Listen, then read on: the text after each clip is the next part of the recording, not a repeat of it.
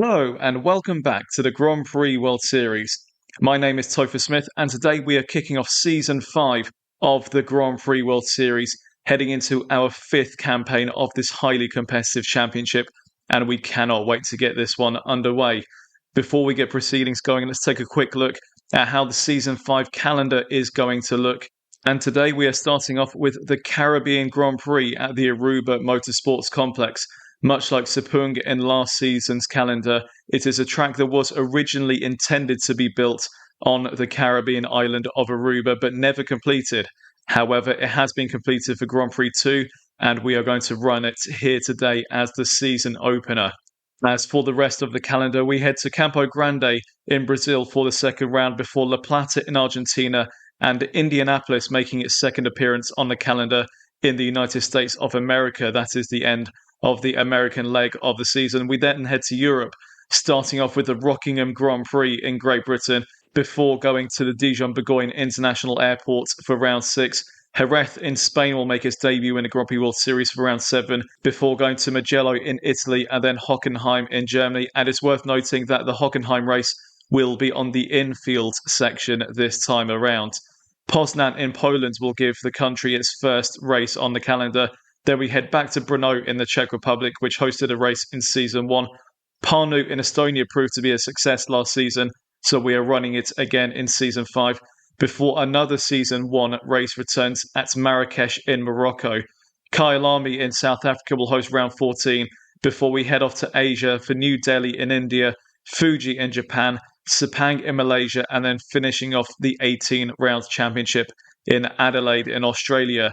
And as always, we will be having the Macau Grand Prix at the end of the season as well, where the top 13 teams across both leagues in Season 5 will qualify for the prestigious race. And into Season 5, we are continuing with our two-league system, where we have League 1 and League 2 separated into two separate races each. And starting off with League 2, we will have a look at how the teams and drivers line up for this opening race of the season. Starting off with the Pacific Grand Prix team, relegated out of League 1 last season, but holding the number 1 because of reigning champion Callum Ilott, Kevin McMullen, picking up the League 2 Drivers' Champion in the driver draft. And as such, the team will have numbers 1 and 2. And Callum Ilott, his teammates will be debutants Jolyon Palmer. It'll be interesting to see how the former GP2 champion gets on in the Grand Prix World Series. Pietro Fittipaldi remains with the team, but in a reserve capacity this time around. Zaxby no longer captained by Mike Smith, but now by Chris Hosey, who has taken over the German squad. And as his drivers, he has brought on board Paul Aron, who raced for Tolman last year, and Julian Andlauer, who will make his debut in the Grand Prix World Series today. And Chris Hosey's reserve driver will be Valentin Hasclot, the Frenchman, making his first appearance as a Grand Prix World Series driver. Moving on to the 40 Corsa team with Dave Goddard, moving back to the Shannon green livery that he had in Season 1, but with new drivers Dennis Hauger and Louis Delatraz. Hauger racing for Tolman last season, and Louis Delatraz raced in Season 1, now back in Season 5, and looking forward to a good return to the grid. F1 Academy champion Abby Pulling will be the reserve driver here for Dave Goddard's team.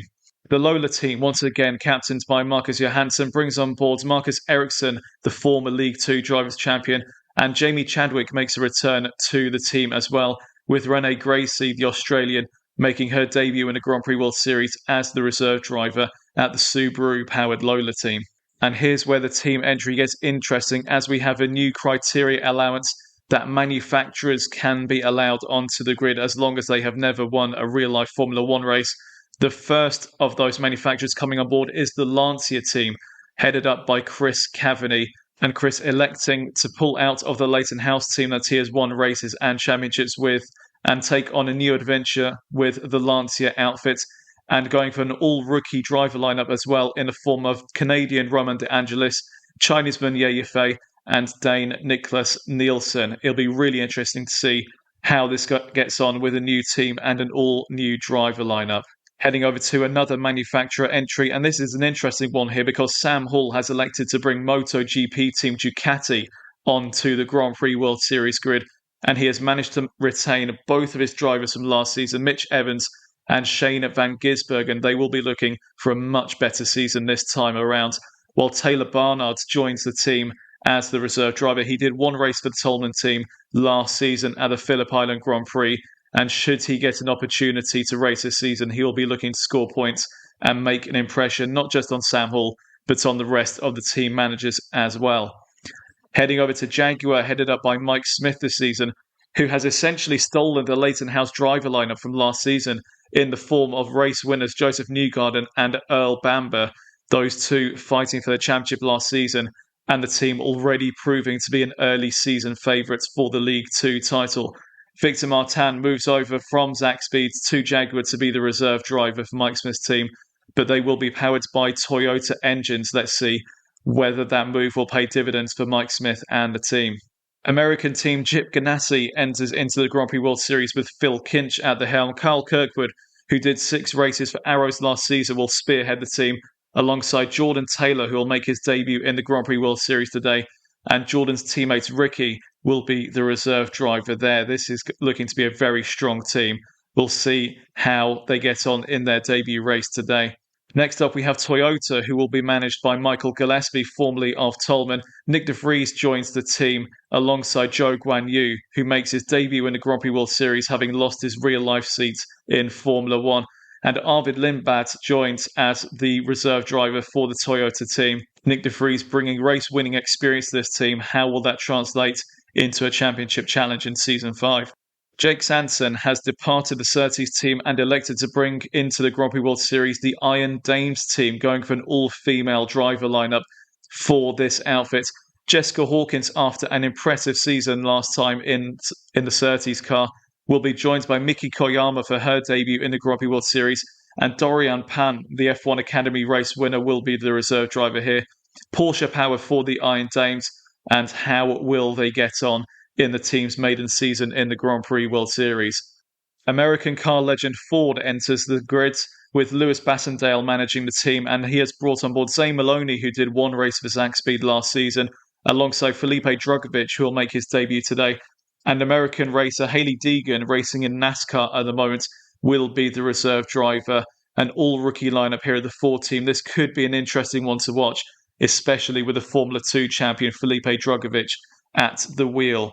Inevitably, they have gone for Ford engines to power their cars with Bridgestone tyres, hoping to bring them some success this season. For Akiro, the Formula E team has been brought into the Grand Prix World Series by Ed Hunter, with race drivers Sergio Sette Camara and Nick Tandy making his debut today. The British GT cars legend now getting his chance in the Grand Prix World Series. Maybe a bit of a dark horse, this one, for Nick Tandy. He is expected to do very well should the car be up to it. And Dan Ticktum, who has done a number of races in the Grand Prix World Series, he will act as the reserve driver for Ed Hunter's team, which will be powered by Porsche. And finally, the Mazda team, the final manufacturer to enter the championship this season. David Yunt bringing on board Ritomo Miata and Shota Boy into the team. Nick Cassidy was one of his drivers last season when he was at the Dome Outfits and won a race, but for now will be the reserve driver, while David Yunt gives Shota Boy his chance in the opening race of the season. And that is how the teams and drivers will line up for Season 5. And it's worth noting as well that, as well as introducing manufacturers into the championship, there will be another added dynamic in the form of setups. Each manager from race to race will be allowed to choose their required setup for each race. They can go from anywhere between high downforce and high top speed, depending on the characteristics of the circuit and what they think will be best for that particular track. So there's a lot to play for in this season, a lot to think about, and the choices that the managers make could be the difference between qualifying at the front and qualifying at the back. So let's waste no more time. Let's get to the qualifying results for this first League 2 race. And it is a Lola 1-2 on the grid. Jamie Chadwick puts it on pole position ahead of Marcus Ericsson. Marcus Johansson, the team manager, electing for a bit more of a high downforce setup in his car. And it has paid dividends in the form of a front row lockout for the season opener. Louis Delatraz on his return will start third in the 40 Corsa ahead of Earl Bamber in the Jaguar. Yaya Fay and Roman De Angelis for their debuts with Lancia will be 5th and 6th, with Mitch Evans, Nick Tandy, Jordan Taylor and Shane Van Gisbergen rounding out the top 10. Ritomo Miata for Mazda's first race will be 11th ahead of Sergio Sette Camara in the Cupra Kiro. Julian Anlauer 13th in the Zaxby's ahead of Shota Boy on his debut in 14th. Joseph Newgarden 15th in the Jaguar ahead of Carl Kirkwood in the Chip Ganassi. Felipe Drugovich on his debut will be 17th ahead of Jolyon Palmer. Reigning champion Callum Ilott only 19th on the grid. He will be very disappointed with that, being 8/10 of a second off the pace. Nick De Vries in the Toyota rounds out the top 20, while at the back, Joe Guan Yu, Zane Maloney, Paul Aron, Jess Hawkins, Dennis Hauger, and Miki Kiyama rounding out the grid. All cars within 1.1 seconds of each other. Could have been a bit closer, you'd imagine, but that is the power of the different setups. Some are working better than others around here. Well, like I said, it is Jamie Chadwick on pole ahead of her teammate Marcus Ericsson. Will they be able to convert that into victory today, or will things go against them? There's only one way to find out. And I'd like to welcome back to the commentary box our regular commentator, Tom Cairns, who is really excited to get this season underway. So, Tom, let's get this season started. New drivers, new teams, and a new circuit to kickstart the brand new season of the Grand Prix World Series. Series 5 is about to begin when the five lights are about to go out in lead 2. Lights are on, lights off, it's go in Aruba. Good start from pole sister Jamie Chadwick, who's blasted off the grid, and it's Louis Delatraz in the 40, who's got up into second position, ahead of Yiffy Yi, who's got in front of Earl Bamber in third place. So good start for Jamie Chadwick, but not quite so for her Lola teammate, who's dropped down the order. That'll be Marcus Ericsson, unfortunately. So Ericsson down to 5th place, but a super start there from Jamie Chadwick off the line ahead of Delatraz. So Chadwick leads, and it's Delatraz. Yiffy Yi in 3rd place. It's Bamber, Ericsson. Roman De Angelis on his debut is in 6th place. Shane van Gisbergen, Mitch Evans. Taylor is in 9th place. Jordan Taylor, that is.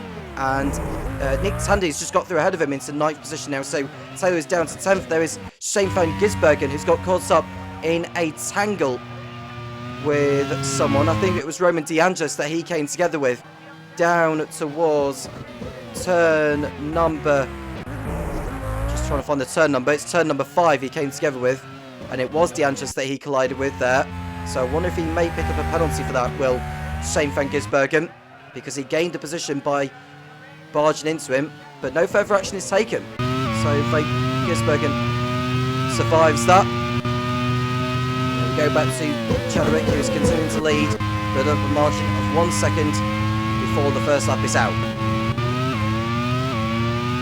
There are brand new teams in the Grand Prix Series this season.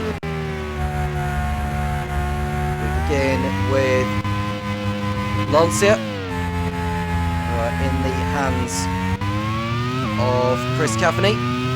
It's Ducati, who is managed by Sam Hall. It's Jaguar with Mike Smith. Chip Ganassi with Phil Kinch being the team manager. And it's Toyota in the hands of Mike Gillespie. Jake Sanson is in charge of Iron Dames. Over at Ford, it is Lewis Bassendale, the manager. Cooper Kiro is Ed Hunter, and finally Mazda is headed up by David Yunt. I've also been saying that there is one debutant. There is Zuboy, who's just got through there. Joe Zuboy for Mazda up into the points in 10th. And we go back to Nick Tandy up the inside of Mitch Evans into 8th position. So good job there by the debutant Nick Tandy. And there we see Earl Bamber in the Jaguar, gorgeous looking Jaguar. Now I will say that from this season, manufacturers that are not competing in Formula 1 can compete in the Grand Prix Series, and we've got an early retirement over at 40, and it's Louis Delatraz from 2nd place on lap number 2. And unless he can get that back to the pit lane, it's going to be race over for the young Swiss. I have to say, it's been a sterling effort by him. It's his first race in the Grand Prix Series. Well, he won't be the first retirement now, because it's Roman De Angelis who's out in the Lancia. Running up in the points was the Canadian before mechanical trouble has forced him to retire. And it's game over for him. And it's a loose wheel that's forced De Angelis out of the race at this early stage. what about Delachas? Because has he been able to get back to the pit lane? The answer is no, the car is on fire, and so it's race over for Louis Delachas, who will need to stay out of the way, but he doesn't do so. And he's been run into by Joe Suboy, and it causes mayhem behind. Didn't get off the check in time there, did Delachas, so he may pick up some form of penalty. And Suboy got hit both front and behind. And it was Jordan Taylor that ran into him after the contact with Delachas. There goes Suboy's rear wing. And that'll be him off into the pit lane at the end of the lap. Delachas joins Roman De Angelis on the sidelines. He is out of the race in the 40, who are using Alfa Romeo engines this season. So that's one car down, unfortunately, for Dave Goddard. And no further actions taken on the incident involving Delachas and Suboy. And Suboy is in the gravel. He's really struggling. It looks like he's going to be in for a long debut here in the League 2 Caribbean Grand Prix. He'll get back on track, but he will probably not be coming away with any points this afternoon. So all the shenanigans involving Delachas and co has allowed Jamie Chadwick to open up a 5-second lead on everyone else. It's a dream start for the Lola team, who had gone down from League 1. They are running at the front as they were the last time they were in League 2. Marcus Ericsson and Tatiana Calderon. Sorry, not Marcus Ericsson, it was Tatiana Calderon and Mick Schumacher who were the drivers. Fast up of the race from Jamie Chadwick, 1 minute 29.9. Drivers continuing to settle into the race. And one new feature for this season as well in the Grand Prix Series is that the team managers can decide on the setup of their cars in relation to downforce. There are 5 choices of downforce setups you can choose. One is mid downforce, which is, well, I'll go back to that in a moment because there's been a collision involving Callum Ilott in the Pacific, and it was one of the Toyotas that he came together with, I think. That will be Zhou Guanyu, who has collided with him. Oh yeah, up in the air there was Callum Ilott.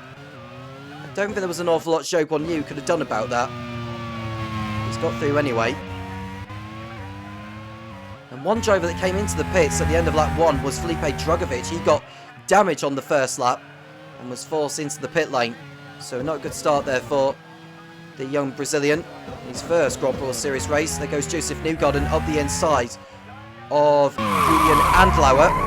And in contrast, Dennis Hauger's gone into the gravel trap and he's lost his front wing and rear wing as he goes into the gravel there. And so Dennis Hauger, who is racing for 40 this season, the only 40 left in the race now, with Delachas already out. And it's a scrappy start to the season once again for Dave Goddard's team.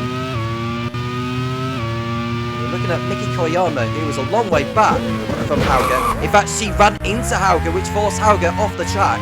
That is a slam dunk time penalty for the young Japanese there of Miki Koyama. Hauger's back on track, but he will need to pit in for repairs. It's a 30-second time penalty for the Iron Dames driver, Miki Koyama. And it's a back of the grid drop for the next race in Brazil.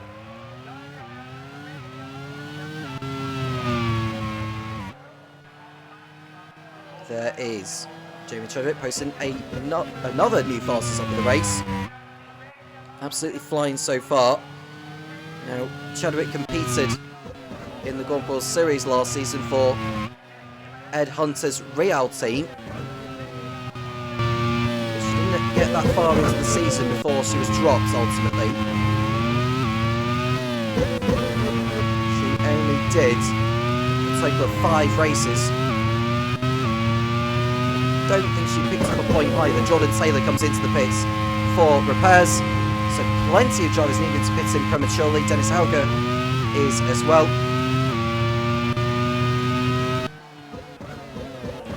Van Gisbergen having a cracking race so far up the inside of Yiffy Yi for 3rd place. Next driver ahead of him is El Bamba, who's running in P2.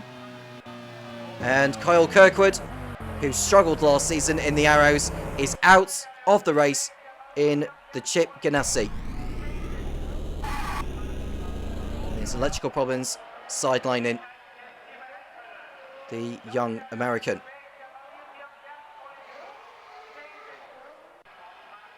Approaching the end of lap 5, there is Earl Bamber in the Jaguar. Now, both Earl Bamber and Joseph Newgarden were Leighton House drivers last season before Leighton House had folded. Their team manager Chris Cavney has moved on to Lancia. So Mike Smith was able to inherit both surfaces of Bamber and Newgarden. Could they be one of the favourites to be going for promotion this season to League One?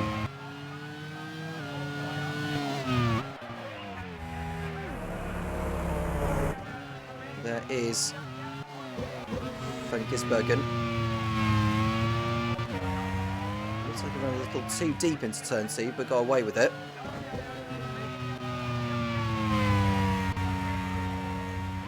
So far, so good for Lola, with their drivers 1st and 5th. Marcus Ericsson, who was racing for Fonmatel last season, helping them to safety, but he's raced in League 2 this time round for Marcus Johansson's team.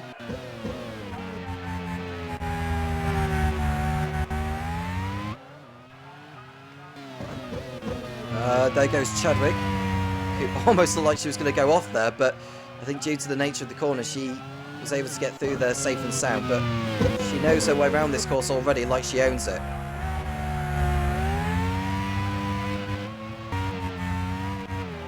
There's Mitch Evans locking up a little bit in front of Ritomo Miyata, who won last season for David Young's team under the guise of Dome. That was in Zhuhai, where he claimed victory at. And it looks like Shane Van Gisbergen is in the pits already at the end of lap number 6. And it's an electrical problem for Van Gisbergen. Not good news and a not good start to his season.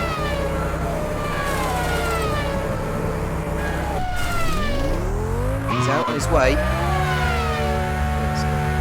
Ducati have left themselves with more work to do than desired. All of that has allowed Yiffy Yi to go back into 3rd place, ahead of Marcus Ericsson. Nick Tandy's 5th. And it's Mitch Evans, Ritomo Miyata, Sergio Sette Camera is 8th. Jolyon Palmer on his Grand Prix World Series debut is 9th. And Joseph Newgarden inside the points for Jaguar in 10th.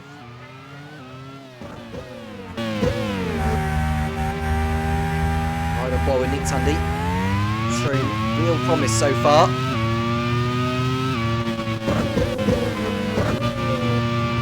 My understanding, I think Nick Tandy is a sports car driver.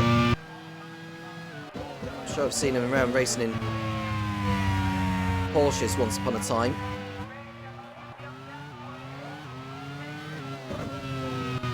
He has been racing in Porsches, most particularly in the 24 Hours of Le Mans. Now he has won the 24 Hours of Le Mans in 2015 for the Porsche with Mika Hulkenberg and Earl Bamber. Nothing's gone right for him in that particular event since. But he does bring in a promising CV to the grid, which is what we want. We're right on board with Yiffy Yi, who runs wide. On the exit there, that corner. Given that the Caribbean is kind of fictional, but it's not at the same time, because it was planned to host a race in this particular part of the world, but it never materialised. It might have been turn 3 where Yiffy Yi nearly went off. But there we see Earl Bamber, race winner in Mugello last season. He also won in Zhuhai. just seen an overtake there on the Toyota. That's the sack speed of, I believe, is Paul Aron. He's just got through. And Mitch Evans in the Ducati is out of the race. And it's a really dismal start to the season for Sam Hole, hoping for an immediate return to League One next season after going down in Season 4. But Evans has reached the end of his race. A throttle problem has forced him to retire, and it's no points for him.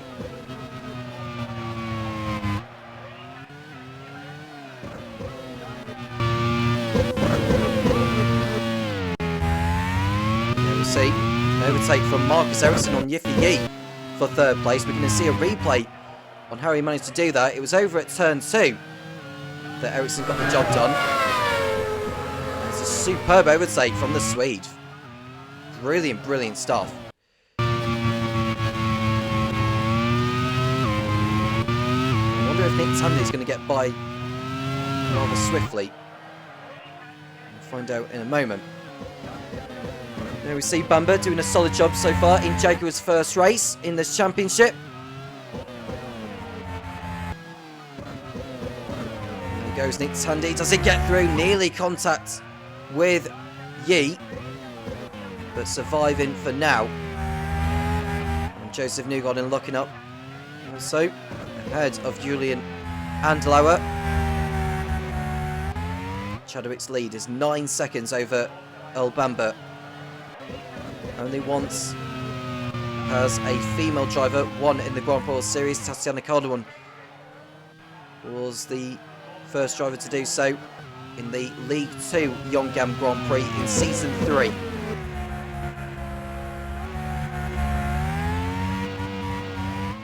Will Jamie Chadwick become the second driver to do so?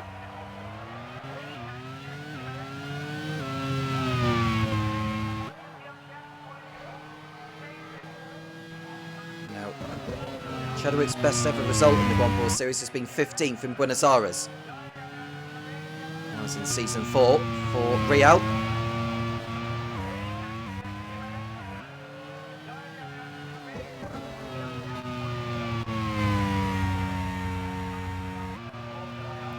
We see Earl Bamber in second place. Going back to the setups that I was going to go through. Now there are 5 setups that you could choose from if you're a team manager of this series. The first one is high downforce. The second one is mid to high downforce. The third one is sort of neutral. The fourth one is straight line speed, or sort of mid to high straight line speed if you want to call it that. And then 5 is the lowest downforce possible, which means more straight line speed but less cornering speed. Each driver can choose what setup they want for each Grand Prix that we go to.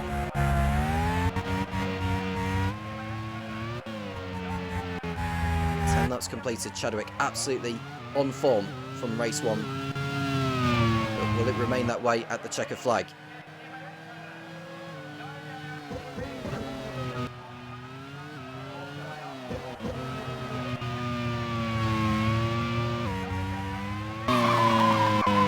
You see Ericsson in third place.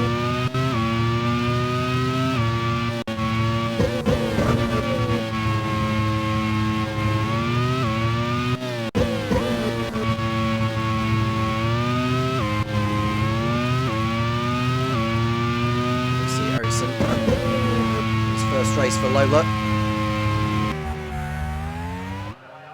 We go back to Chadwick, who seems to be made up a second every time on Bamber, every lap and every tour. Don't know how much time you lose in a pit stop round here. There goes Van Gisbergen. That is on Nick de Vries for 17th position. Making up for lost time is Shane.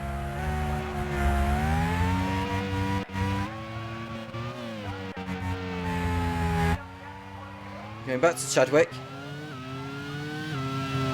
who is leading. And I will mention what setups each team has gone for this race. So in lead 2, we'll begin with Pacific. We've gone for a neutral setup, the same for Sack Speed. 40 have gone for mid downforce, which is the second highest downforce setup. Lola have gone for maximum downforce for theirs. Lawrence have gone for mid downforce. Chikatsi and Jaguar have gone for neutral. Chip Ganassi mid downforce. Toyota, Iron Danes and Ford have gone for neutral. And Cooper Kiro and Mazda have gone for mid downforce. So there's no one going for setups 4 and 5, which are leaning towards straight line speed instead of cornering speed.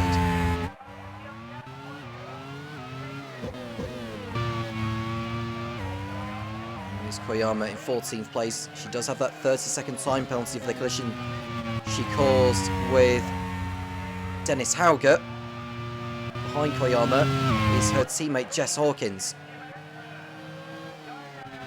There goes Hawkins on her Japanese teammate.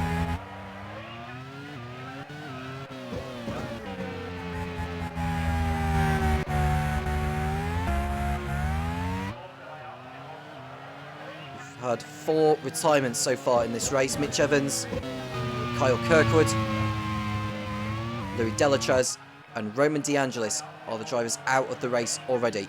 We're on lap 13.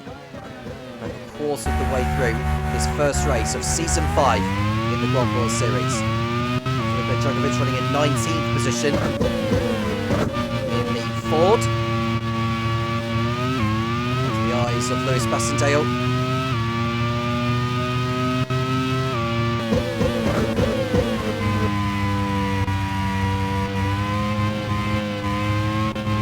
Further up ahead, we're going to be seeing a potential overtake, I think, from Shane van Gisbergen on Paul Aron. Looking at Chadwick again, who's continuing to pull out all the stops. Miata, who's running in 6th place behind the Cooper Kiro of Nick Tandy.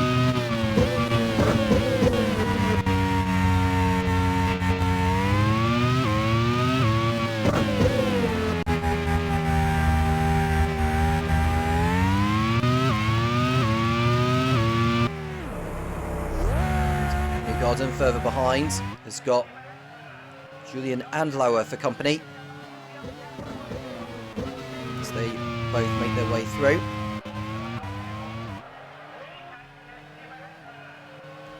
And that corner, I think, was turn number 6. And now they're going through the sections of turns 8 and 9, which is the more twisty part of the circuit. They're going through before they come back towards the pit straight.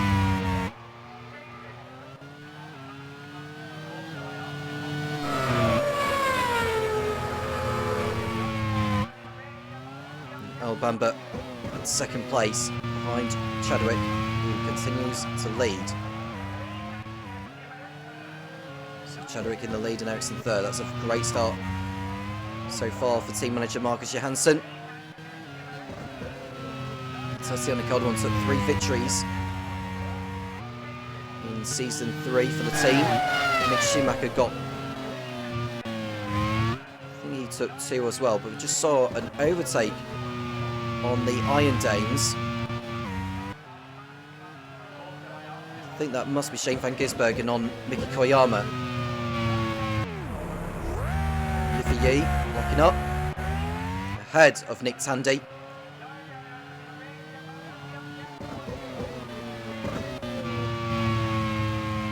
Behind Tandy is Ritomo Miata, who will once again race in Formula 2, this time for ART. Here's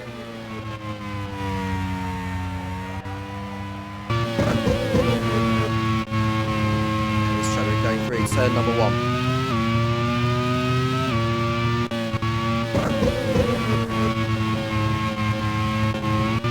She's got so much clear track ahead of her. Conscious to know when she's going to pit in. She is she going to be doing the 1 stop or the 2? Getting towards the phase now where we should start to see pit stops.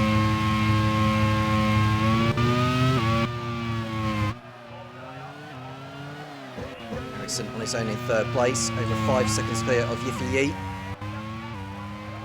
who did compete in the Formula 3 Championship, I remember, in 2019, where his only points finish came at the very last race in Sochi. But since then he's gone on to achieve great things in his career. He dominated the Euro Formula Open 1 year before he switched his attention to sports cars.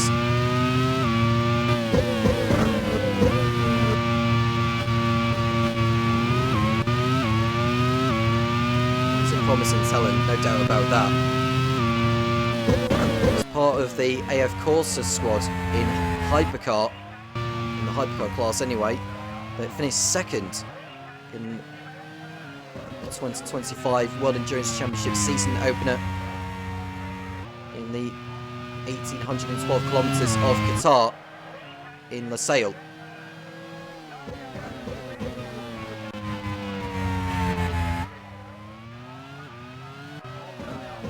There we see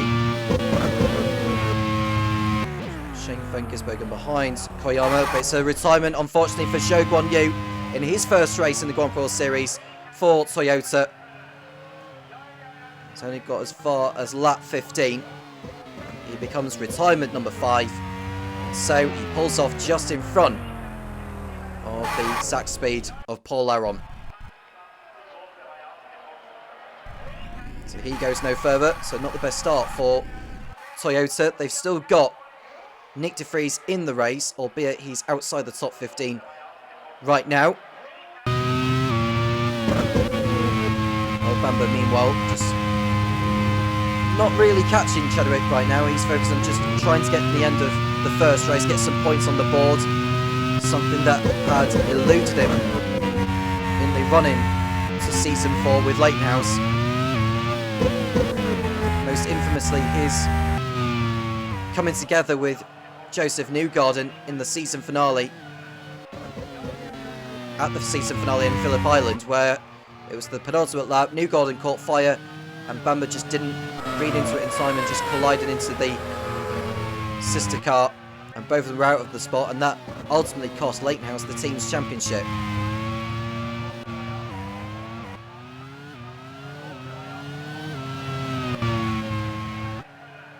Chadwick coming round to complete lap 16. So far, so good from her, and so far, so good for Lola and for Marcus Johansson.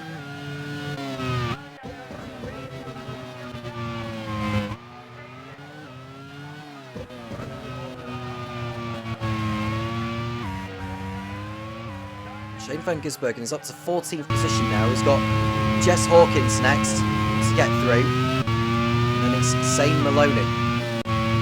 Now, Maloney, who did one race for Sax Speed at the beginning of last season at Okara Bagua in Brazil, he was dropped after that round. We never saw him for the rest of the season, but he's back now.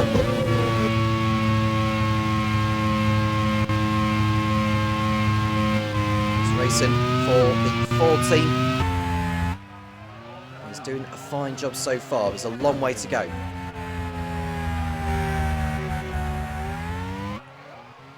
Now the Season 5 calendar.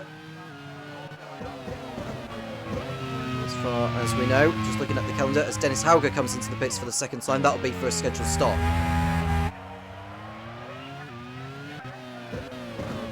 So we're going to Aruba first, which is today, and then it's off to Campo Grande in Brazil, La Plata in Argentina, Indianapolis, USA for round 4, then it's off to Rockingham in the UK for round 5, Dijon-Bourgogne in France, Jerez in Spain, and Mugello in Italy, with Hockenheim being the 9th round and the venue for the mid-season test. Jamie Chadwick has just come into the pits at the end of lap 17, so we should see El Bamba going to the lead for now. Finishing off the calendar, we've got Poznan in Poland, Brno in the Czech Republic, Parnu in Estonia will be the venue for the last European round of the season, before we go to Africa in Marrakesh, Morocco, and Kyalami in South Africa. We head off to Asia in New Delhi in India, Fuji, Japan, Sepang, Malaysia, and then the 18th and final round of the season, championship round that is, will be in Adelaide, Australia. And a week after the season finale will be the non-championship Macau Grand Prix, involving of the 13 highest scoring teams across the two leagues. Chadwick's pit stoppers got her back out in 3rd place behind her teammate Marcus Ericsson.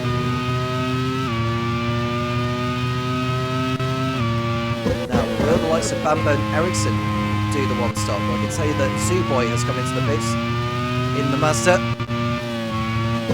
He's going to be in a battle really with Dennis Hauger when he rejoins the race, but it doesn't look like he's going to be scoring in this one, unfortunately, will the Japanese.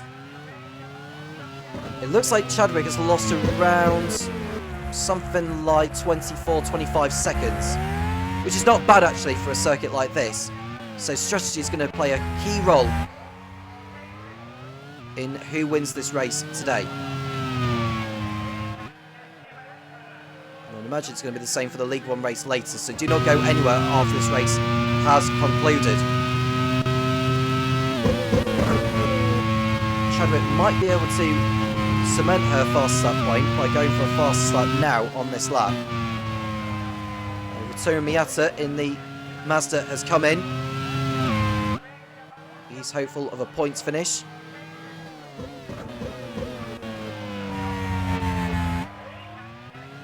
Mazda will be hoping for better reliability this time around compared to Season 4, which had cost them all hopes of promotion yet again. Will the change of outfit give them better luck this time around?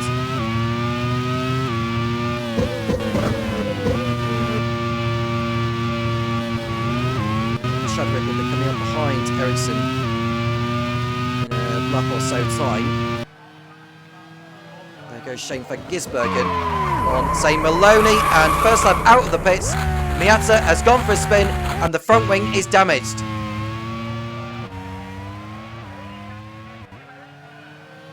A really poor error there by Ritomu Miyata, and that was over at turn number 4 at the fast sweeping left-hander in the goal chat, and that'll be him straight back to the pits. And that just sums up Mazda's first race in their Grand Prix Series tenure.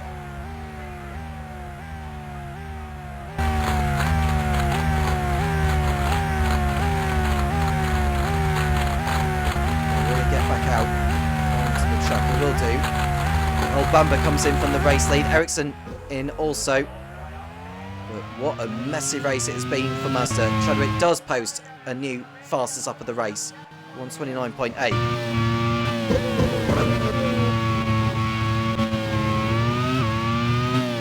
Bamba and Ericsson should come back out. Bamba behind and lower. Ericsson rejoin ahead of Zane Maloney. So Bamba and Ericsson back out in 8th and 9th on circuit. Paul Aron coming into the pits, Miki Koyama as well. Shane van Gisbergen in for his first scheduled stop. He's done well to get back up to where he got to. So it'll be interesting to see where he ends up by the end of this first Grand Prix Series race of the season. Meanwhile, what a job Nick Tandy has done so far in the Cooper Kiro. In case you're wondering who Cooper Kiro are, they are a Formula E outfit. We could just see Ritomu Miyata, who's got now Dennis Hauger and Sho Suboy for company. He needs to come into the pits without any further drama, and so he's in now.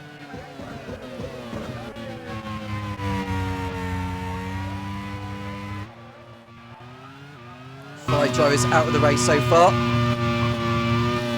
Guan Yu, Mitch Evans, Kyle Kirkwood, Louis Delatraz and Raymond DeAngelis. So Miyata down to 21st and last place after pitting in twice. It's a lap down on race leader Jamie Chadwick.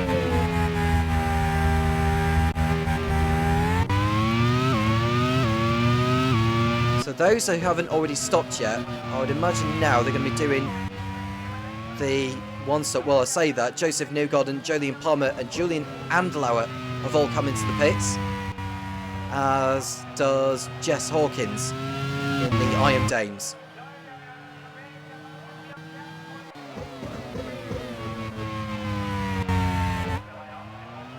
Chadwick's lead is nearly 10 seconds over Yi Yiffy, who hasn't stopped yet. Neither has Nick Tandy or Sergio Sette Camera. There we go, Julian Andlauer, and this is on Jolyon Palmer down at turn 2. Contact was nearly made there, but thankfully they didn't collide, so they carry on as they are.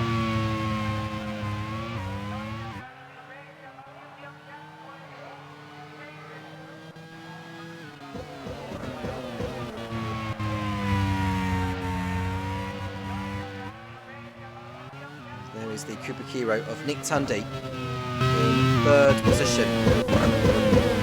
Shane Van Gisbergen has completed an overtake on Jess Hawkins, and another new fast start of the race from Jamie Chadwick. She's going around the circuit like she owns it.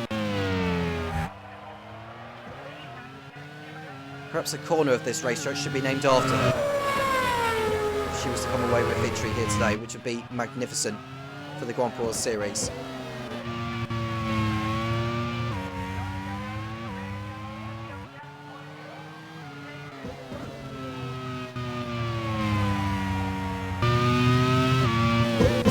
About the new teams, there are 9 new teams all within this field so far. I have to say that the Lancia has the highest of all those. Yiffy Yi in 2nd place, and it's Nick Tandy in 3rd for Cooper Kiro. Sergio Sette Camera in 4th place as well, so 2 Cooper Kiros in the top 4.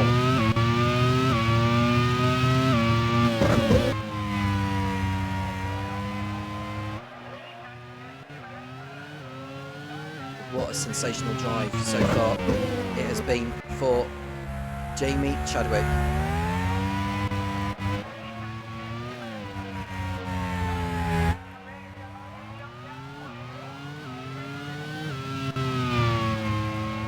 "26 years old from Bath in Somerset.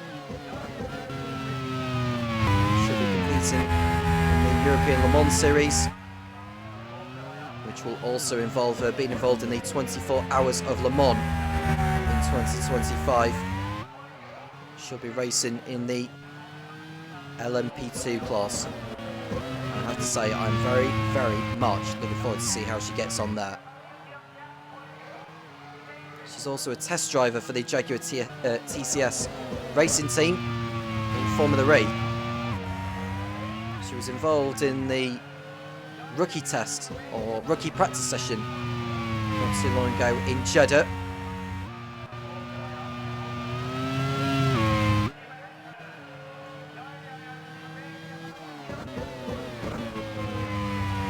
It's feeling like a long time ago since she won the W Series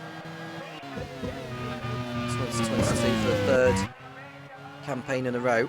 And we see an overtake there from the Zach Speed on what looked like, is that Shane Van Gisbergen who just got through there?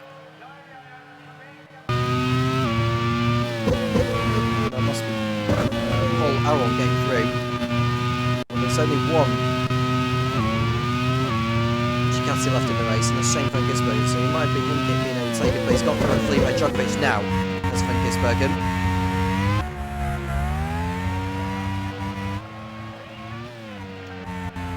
Tandy keeping up with Yi. El Bamba's got through on Sergio Sette Camera now for 4th place. So he's coming through the field nicely. Ericsson will be coming up behind Sette Camera in the near future. But we'll be seeing the one-stoppers coming in soon. We're on that 24-hour 53.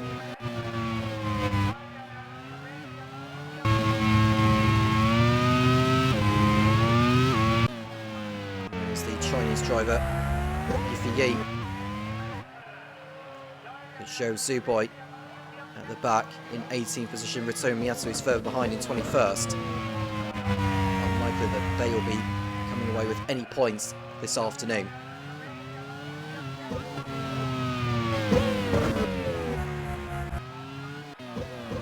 There's De Vries in 8th position in the Toyota. He's got Joseph Newgarden right behind.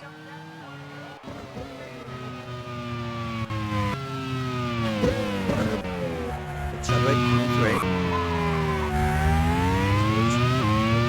Yasso will be on fresher tyres. Let's try and close in. Try and get back on the lead lap.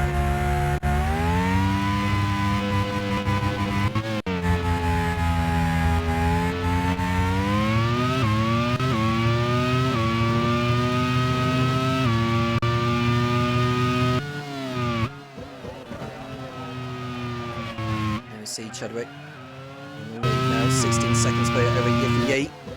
Newgarden through. On De Vries, almost there. Just about gets the job done. De Vries hangs it out, but the job is done there for Joseph Newgarden. He's got through at last. Now, De Vries hasn't stopped yet in this race. Ericsson is through on Sete Camera for 5th position.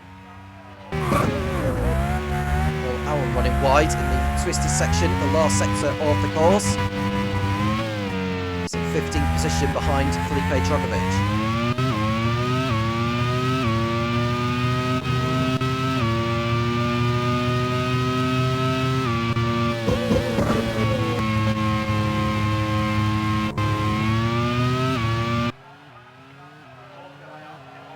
There is Tandy.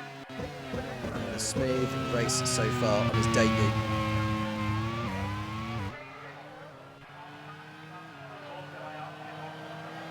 Bamber is closing on him. He's only a couple of seconds back. Sandy will hope he won't have to fight with him before he does pit in.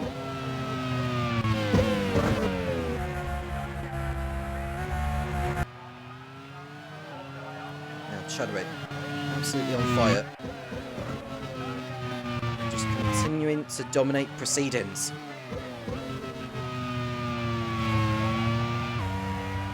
We've got a pit stop now over at Cupriciro.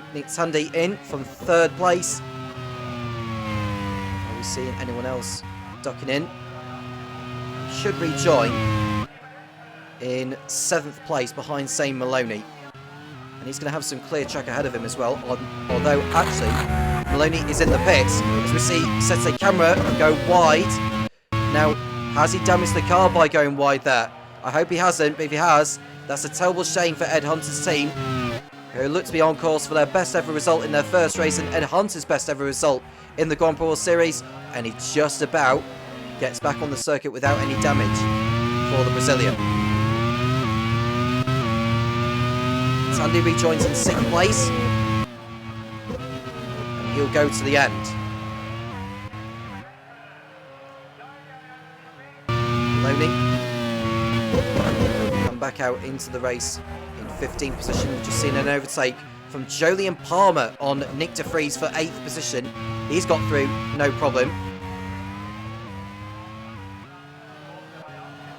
It's been a fine effort from Jolyon in his first race for the Pacific team, who had gone down from League One last season, aiming for an immediate return. With Kevin McMullen still in charge for a 3rd season.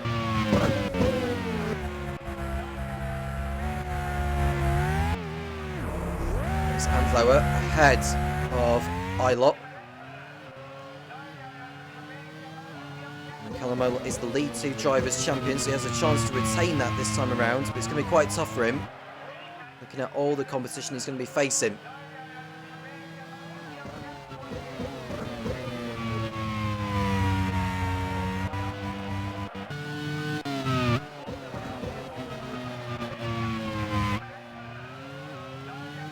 Bamber in 3rd place now, going after Yiffy, who still hasn't pitted yet in this race.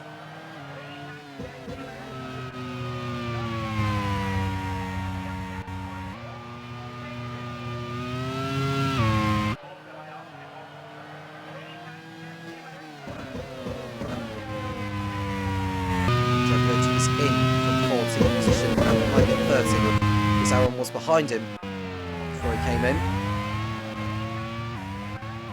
Meanwhile, Newgarden in P7.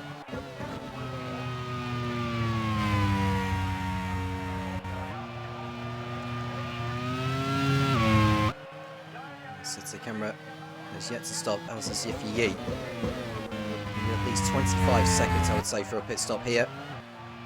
So So if Yi was to come in now, would rejoin in 5th position, or 4th if Seta Cameron was to pit in on the same lap as he does.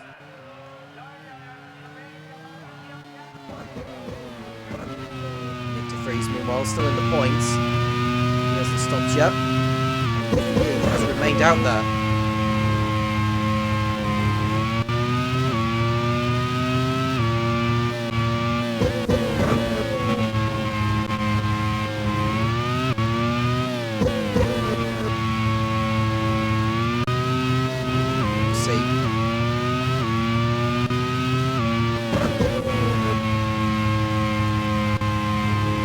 Lancia, Yi in 2nd place ahead of a former driver of Chris Cavani, that is Earl Bamber, and de Vries is finally in the Toyota.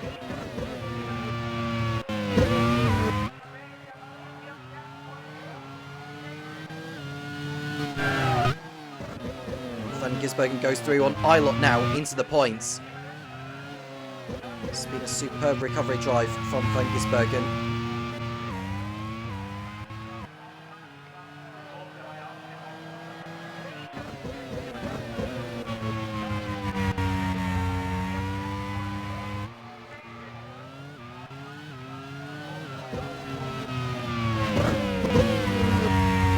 Back with Van Gisbergen riding on board as he goes after Julian Andlauer. Get down all the time. You should expect to see pit stops over at Lancia and Cooper Kiro. Yi and Sergio Seta Camera have both not pitted yet.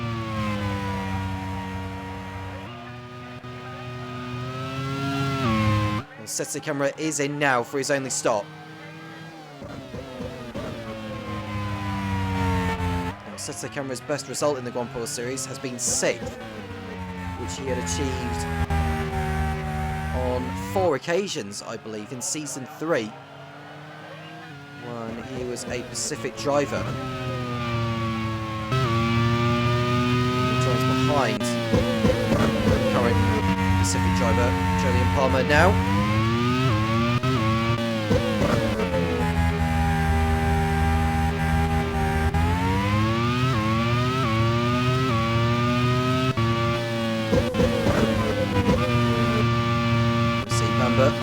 In 3rd place. And we look at Koyama, who has that 30-second time penalty hanging over her. She just wants to get to the end of her first race without any more dramas here. At least she's ahead of her teammate Jess Hawkins on the road.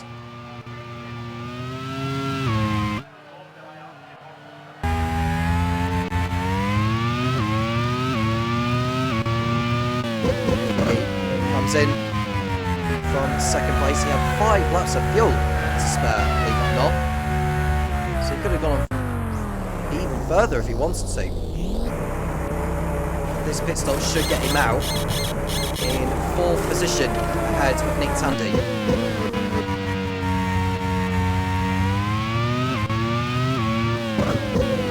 We're back into 2nd place. Ericsson 3rd. He should be joining 4th place ahead of Tandy. So, and we've got a blow up, and it is Sergio Seta Camera in the Cooper Kiro, who's only just been in the pits. He was on course for a strong result, but now it's all come to nothing. He is out of the Lead 2 Caribbean Grand Prix, and he's just got to be careful not to cause any more drama here. And you can see Van Gisbergen goes through, Ilott goes through, Seta Camera pulls off the circuit. He's the 6th driver to pull out of the race here.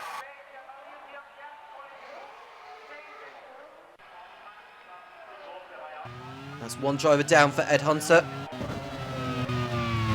All hopes rest on Nick Tandy to make sure he gets to the end. He's yet to achieve a podium in the Grand Prix Series as Ed Hunter. Failed to get one with Real across 3 seasons. Nick Tandy's on the cusp of a podium, bearing in mind he's a long way back from Marcus Ericsson.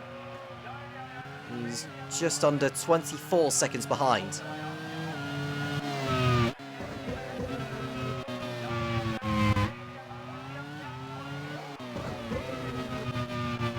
Chadwick's lead is 23 seconds over Earl Bamber. She'll be in the pits again before this race is over.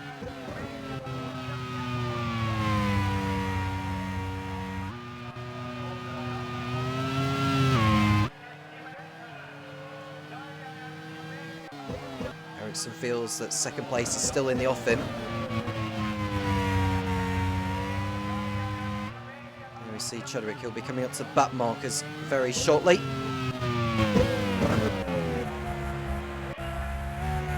Now this section of Aruba reminds me of Buenos Aires a little bit, where the track undulates as you go through a chicane. I think that's kind of how Lola like it, actually, especially Jamie Chadwick on board. She tends to like the slower speed corners compared to the fast ones.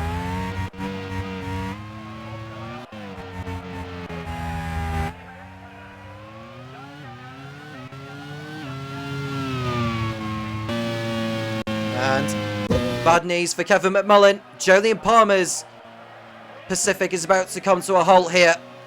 And that's a terrible shame because he was running in 7th position before he encountered mechanical gremlins. And that is the Brit out of the race in his first outing in the Grand Prix Series. Jolyon Palmer retires with gearbox problems.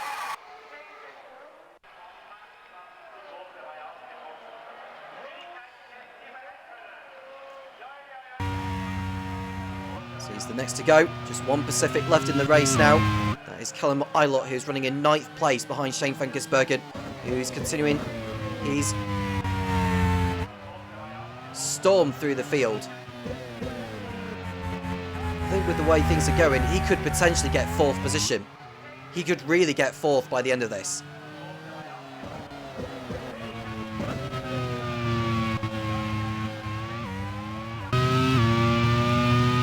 Remember, he's running about 1.5 seconds clear over Marcus Ericsson. And Yi Yiffy has got through on Nick Tandy for 4th place. So Yi is through on Tandy. We didn't see the overtake, but we've seen the result of it. Yi is through. I want to see.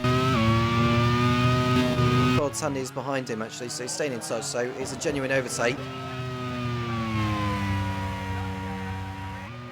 And Felipe Drogovic is the next to pull out of here. In the Ford, he was running towards the back anyway. He pitted in at the end of the first lap for repairs, and he hasn't really recovered since. That's retirement number 8 of the League 2 Caribbean Grand Prix. Puncher is what has caused him to pull to the side of the track. Julian Andlauer comes in for his final stop. He's just ahead of Shane van Gisbergen. Eilert also in.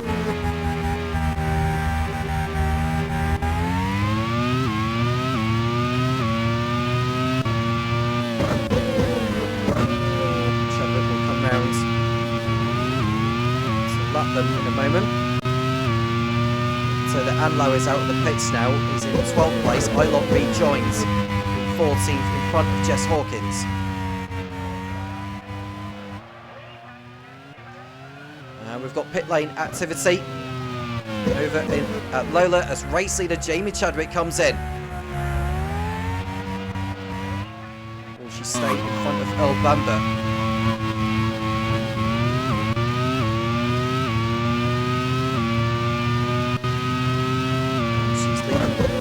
Now is Chadwick. Bamber comes in from 2nd place, so Chadwick retains the lead. Ericsson goes up into P2. Bamber will rejoin in 3rd place ahead of Yiffy Yi. There is Ericsson behind his teammate who's just pitted. If he can keep up with her, he might be able to just gain a little bit of time on the Jaguar of Bamber, who's come out of the pits now in 3rd position.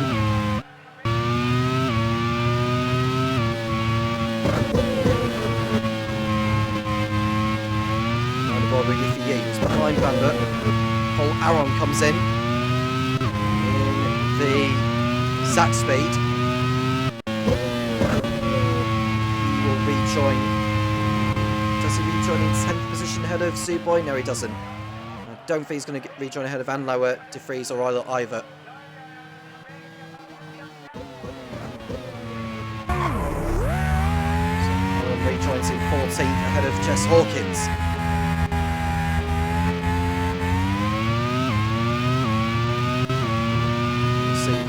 Who's in 18th position. He's on the lead lap now. But he'll be in the pits again before this race is over. It's unlikely that Mazda will be coming away with any points.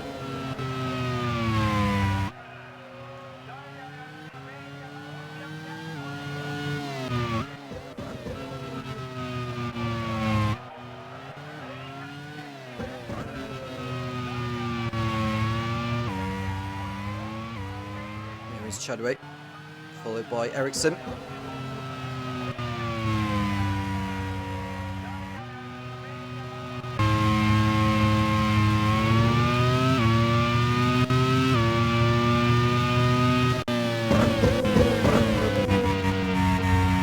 There's Ericsson.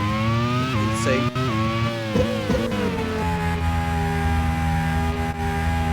Will Lola come away with a 1-2?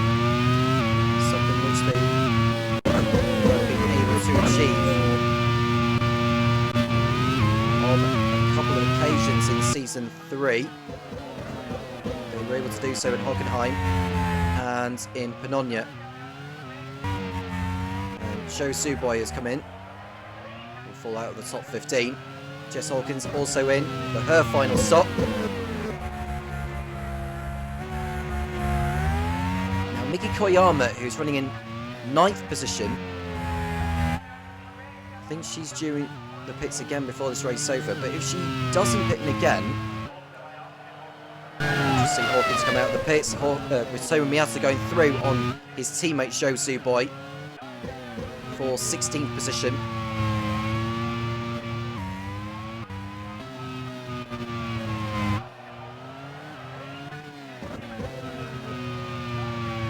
Chadwick lost time being held up by Hawkins there, so she won't be too impressed with that.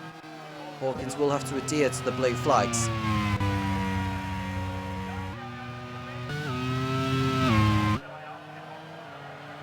Chadwick is through at last there, although it took her more time to do that than she would have wanted. Newgarden and Van Gisbergen are the latest to come in.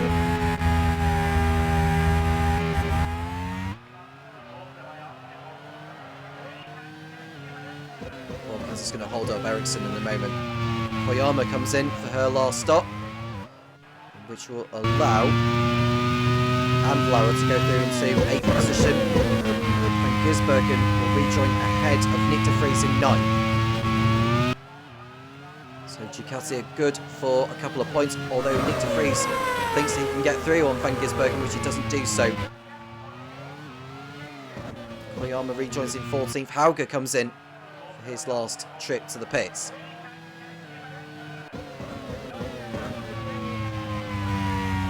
See El Bamba, and Ericsson is finally in, but he would have been held up by Hawkins on his way in, so I think Bamba will go back into 2nd place. It's just whether Yi Yiffy will get into 3rd position.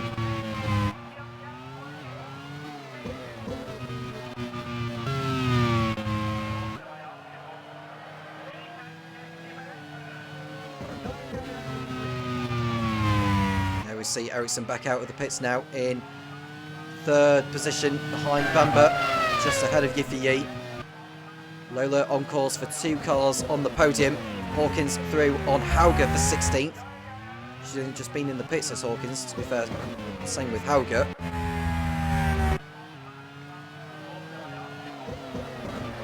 But this is the potential headline story. Jamie Chadwick dominating the League 2 Caribbean Grand Prix as Tomo Miyata locks up.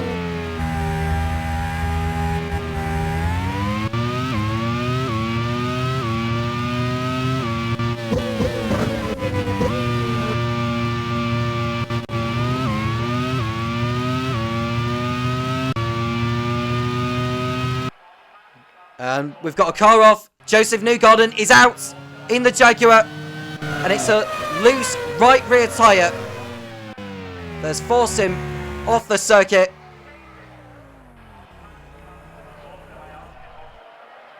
A terrible shame for Mike Smith and for Joseph Newgarden.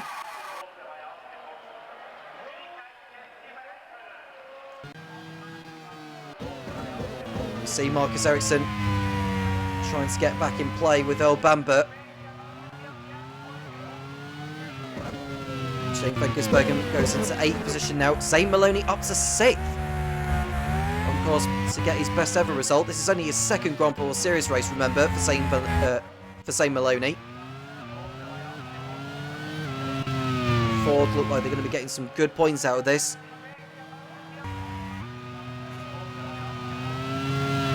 Julian Andlauer on debut is on course to score. So the drivers are on course to score points on debut are Yiffy Yi, Nick Tandy, and Julian Andlauer. As we see Bamber lock up, and that is going to encourage Ericsson. And this is over. And at turn number 3, is it over at turn number 3? I think it is. That's not really good there for Earl Bamber. So he is locked up. And Ericsson will be certainly within a couple of seconds. And there goes the second Pacific. Callum Ilott is out. The Lead 2 Drivers' Champion is out in his first race of his defence of his Grand Prix Series Lead 2 crown. And it's going to be no points for Kevin McMullen's team.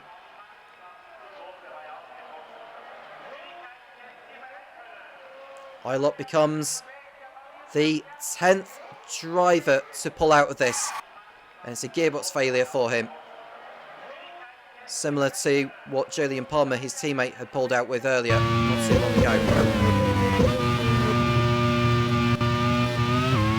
That promotes Paul Aron up into the points in 10th. Nick de Vries is now 9th.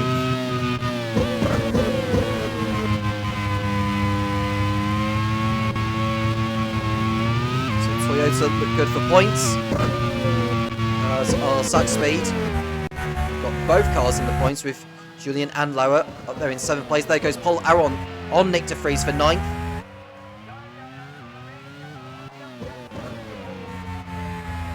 Toyota will just hope they come away with a point in the Grand Prix Series.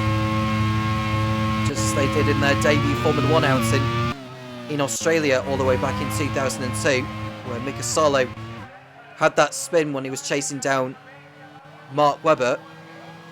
And he was lucky to keep the engine running and get through to the end and bag a point by finishing in 6th position.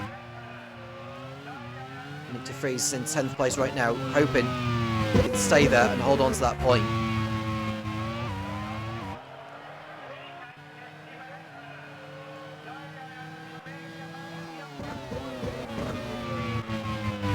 Chadwick's lead is 27 seconds.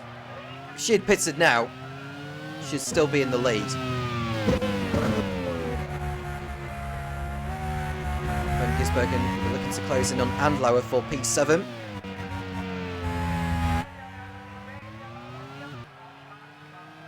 And Bamber is under increasing pressure from Marcus Ericsson here. We could well see a change for 2nd place. Here's Zane Maloney keeping his car on the island. Wants to just get to the end.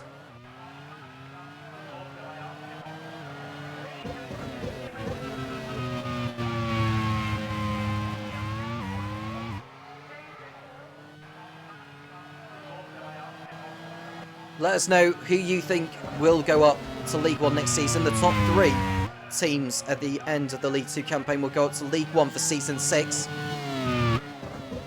The bottom 3 in League 1 will go down to League 2. And there's a pit stop over at Cooper Kiro. And Nick Tandy has had to come in. Now, he was running in 5th place anyway, behind Yi Yiffy. And he suffered a brake problem.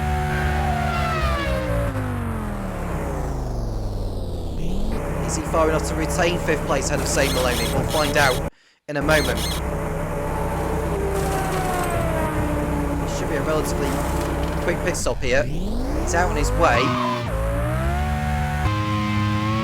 And no, St. Mulaney's got through ahead of him into 5th.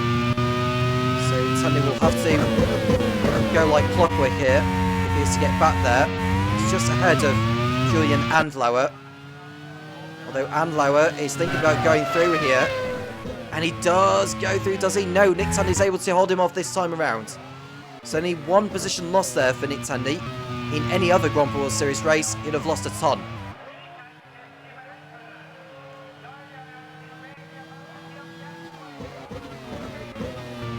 Here is Ericsson, still behind Bamber.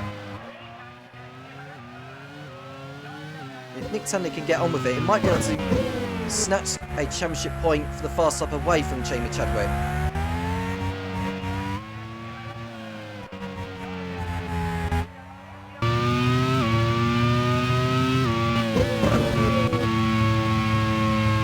There is Jamie Chadwick on her way to her maiden Grand Prix World Series victory. She'd never even scored a point or a podium.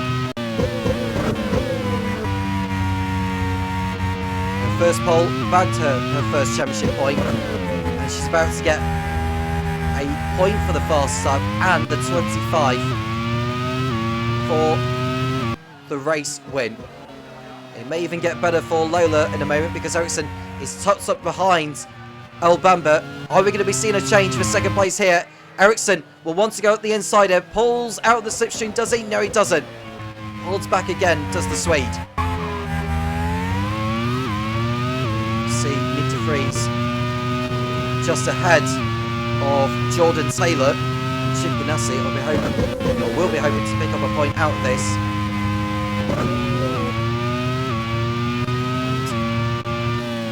Freeze trying to hold him back, but no, Taylor is through up the inside into turn 2, and that's the Chip Ganassi through into the points.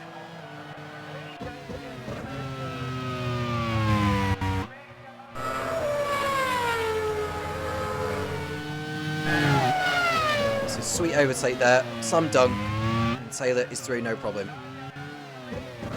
That's not going to be the hardest overtake anyone's going to be doing all season.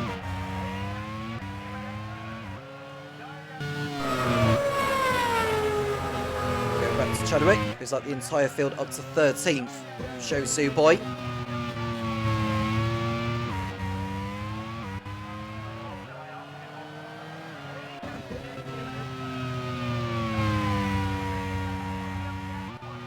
Nick Tandy coming around to complete his first flying lap since he had to pit in for repairs. Is he going to take the fast lap point away from Chadwick? We're going to find out sooner rather than later. There's Ericsson who's trying to get an extra 3 points going in the way of him by getting through on Earl Bamber. This is the closest he's been. Just going to put into the ultimate test here. Can Bamber hold him off this time around? And it seems that Ericsson just didn't quite get the exit he wanted to there, although Bamber's locked up, runs wide. Ericsson wasn't able to take advantage. Nick Tandy did not get the fast lap on his fresher rubber. He's closing in on St. Maloney for 5th position.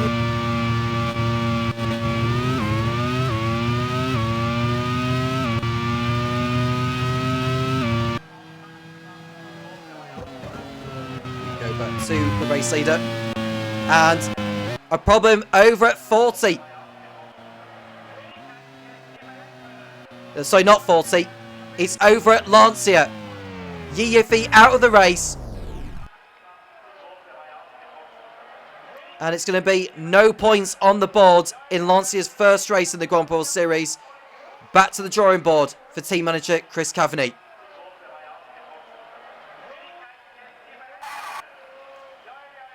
We want to go back to the battle for second place because Bamber and Ericsson are still there together. Andlauer goes up to 6th place. Van Gisbergen now 7th. It'll be Aaron, Taylor and De Vries inside the points.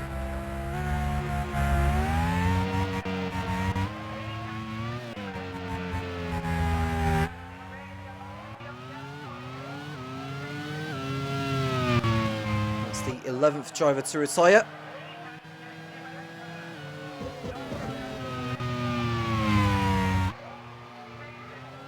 also see a battle for 4th place as Nick Tandy's got through on Zane Maloney for position. Nick Tandy back into 4th place, which is rightly his. There goes Tandy on Maloney into turn 2. We want to see the battle for 2nd place involving Earl Bamber and Marcus Ericsson. That's what we need to be seeing. There is Earl Bamber, but it's not really the correct angle we want to be seeing. Where is Marcus Ericsson? He's not close enough just yet to get through on Earl Bamber. Van Gisbergen through on Julian Andlauer for P6.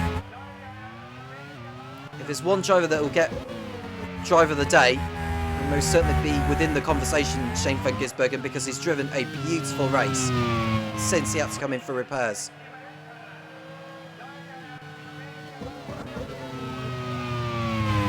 Who knows, he might get more than what he's bargained for.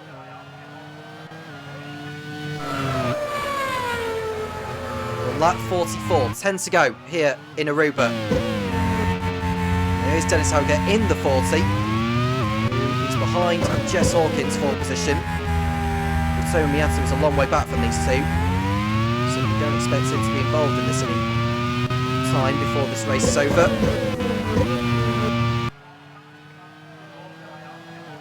Harrison's still not close enough.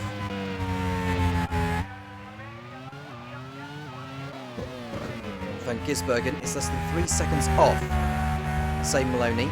I'd expect that battle to brew before the checker flag.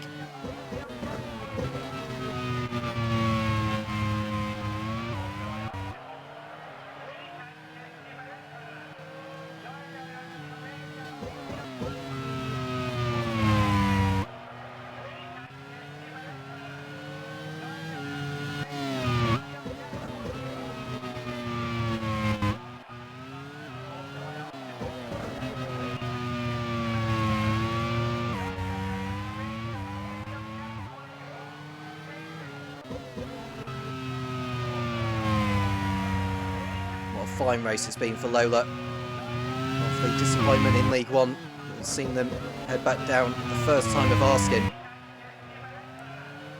Well, League 2 could be another season where they pick up more and more wins. Get back to League 1 no problem. Lessons will be learned by team manager Marcus Johansson. As for the Jaguar team manager Mike Smith, well, he's on course to get a podium in Jaguar's first outing in this championship. They've never won in the Grand Prix Series for Zach Speed, and neither had Mike Smith. His day will come.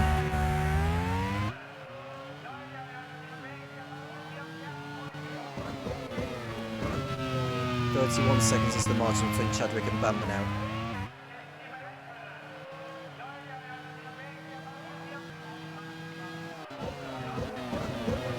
Miki Koyama, who's running in 11th position, she has that 30-second time penalty hanging over her, but if she remains on the lead lap, she won't lose too many positions. As it stands, she would only lose 1 position, but if Joe Zuboy gets lapped and Koyama doesn't, Koyama will not lose any positions.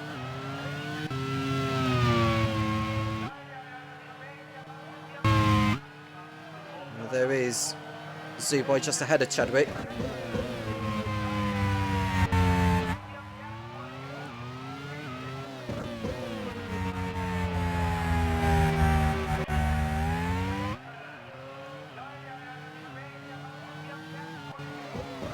.5 seconds is the margin between De Vries in 10th and Koyama in 11th.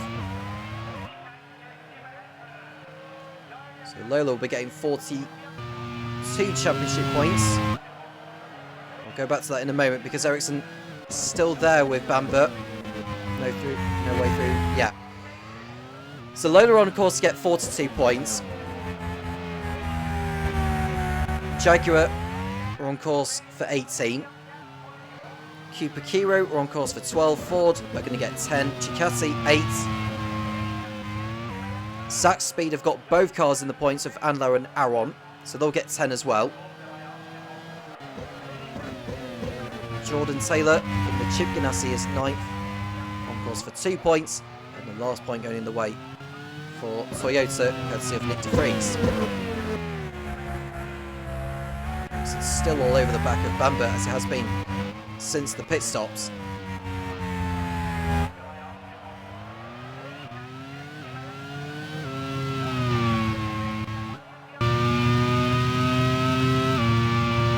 We're doing a remarkable job to hold on here. Just 7 more laps before this first race of the season is done. There is the League One event to come as well.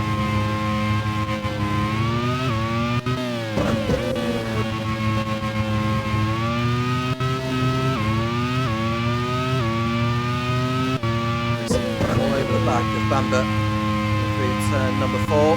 This long sweeping left-hander. He needs a good exit out of here, does Ericsson. There's Hauger.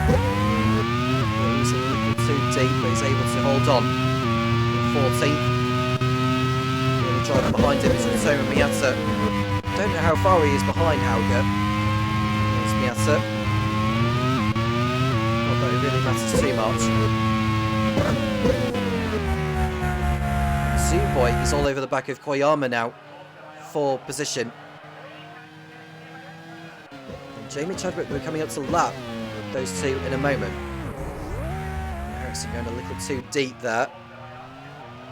That's at turn number 9.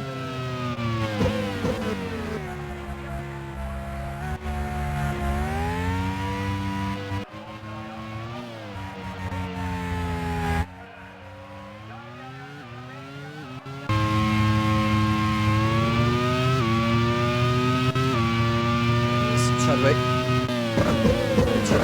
is Sho Suboy, who's a lap down, going after Miki Koyama.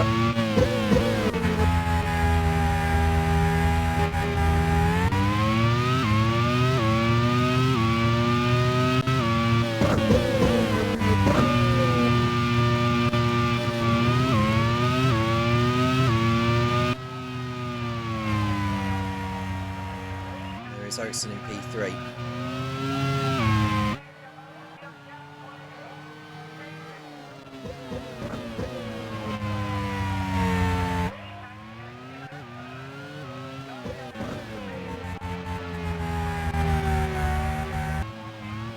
And there's an engine blowout for Sho Suboy in the Mazda, and that sums up the team's day. Reprieve for Miki Koyama, but Sho Suboy is out of the race. Not long before the end.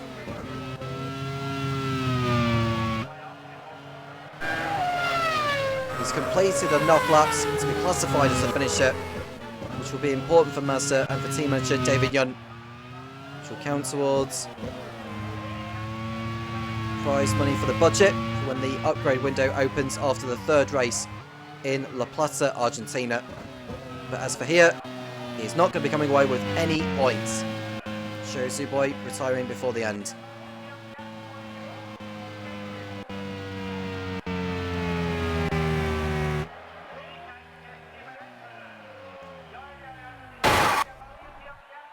Hawkins goes through, Hauger goes through, and so will Topher Miata. And Sho Suboy retires with the water leak. And there are Bamber and Ericsson. The yellow flags will go in a moment. It looks like Suboy's car is going to be left there. Ericsson thinking about it on Bamber. Down at turn number 5. No way through just yet. I think Chadwick is going to put a lap on Miki Koyama. So Koyama's hopes of a points finish are going to dash here because of her time penalty.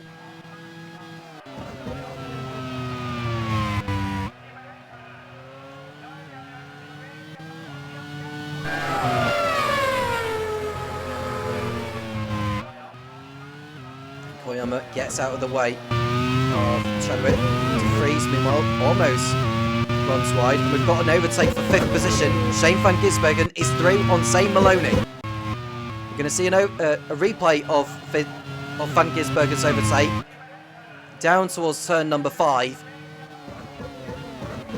Maloney leaves the door open for Van Gisbergen to slide through. And another position going the way of the Ducati driver.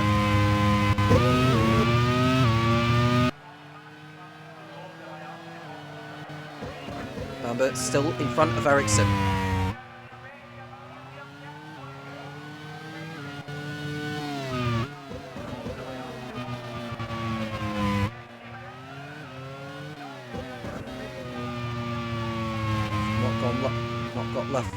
We've not got long left in the race. Now, 4 laps remaining. Chadwick on her way to victory.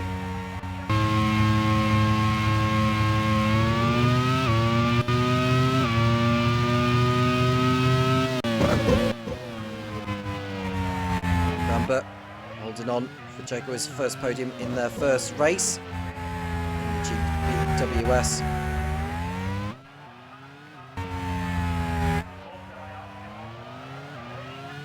See Chadwick is about to put a lap on Nick de Vries.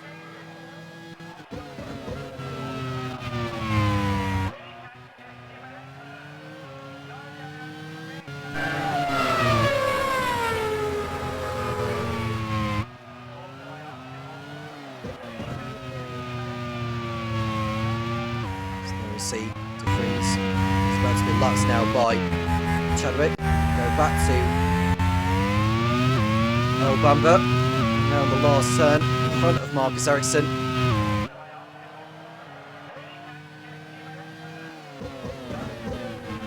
There goes Chadwick on de Vries. We've got a potential battle in the moment between Paul Aron and Jordan Taylor for 8th position. The gap is less than a second, so that could be another battle to look out for, as well as this one.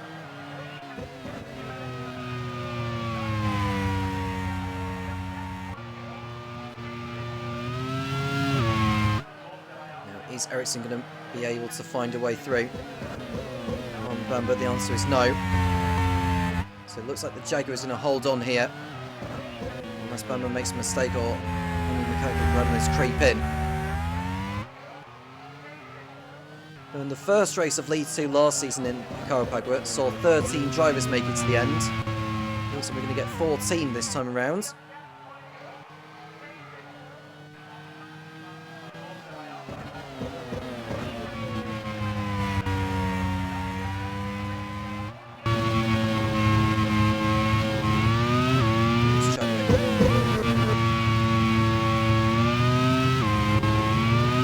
To her first Grand Prix Series victory. Never scored a point, or a podium, or a win, or a pole position prior to this round. And she's about to get the maximum here.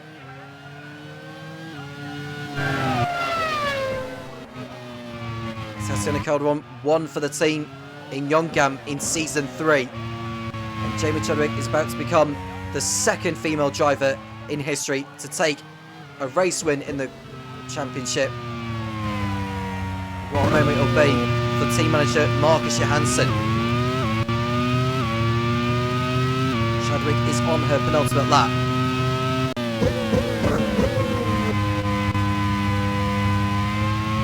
Another fairy tale story is about to be written in the Grand Prix Series. And it's not just any form of victory, it's pure domination from Jamie Chadwick, over half a minute ahead of the rest of the field. No one has been able to stop her from the start. You see Jess Hawkins in front of Dennis Hauger. She should move up a position with Miki Koyama. Just saw Ritomo Miyato in the background there chasing after these two, but he'll run out of time to do anything about them. Last lap, Jamie Chadwick. Absolutely superb from lights out. The dream scenario for the team, with Marcus Johansson on course to pick up the first win of the season in their quest to return to League One. But what better way than to see someone like Jamie Chadwick stand on the top step. She had a tough time of it over at Real, dropped after 5 races, but this time around She has shown why she belongs in this championship. And what it means for the team, and what it means for her career. She gears up for her European Le Mans Series journey in 2025. She's got around about 3 corners to get through now. And the checker flag will be waiting for the 26-year-old from Bath in Somerset. It's one to cherish. Jamie Chadwick heads through the last corner to win the Lead 2 Caribbean Grand Prix, the second female driver to win a race in this championship. Jamie Chadwick has done it. What a start to Season 5 in the GPWS. Remarkable stuff. Not only did she win, but she has purely, absolutely smashed it. Over half a minute in front of the rest. We've got this battle for second place involving Earl Bamber and Marcus Ericsson. Ericsson had been stuck behind the Jaguar for so long, but it's Bamber who is going to be able to hold on to bag a podium for the team. Bamber second, Ericsson third. A double podium finish for the Lola team.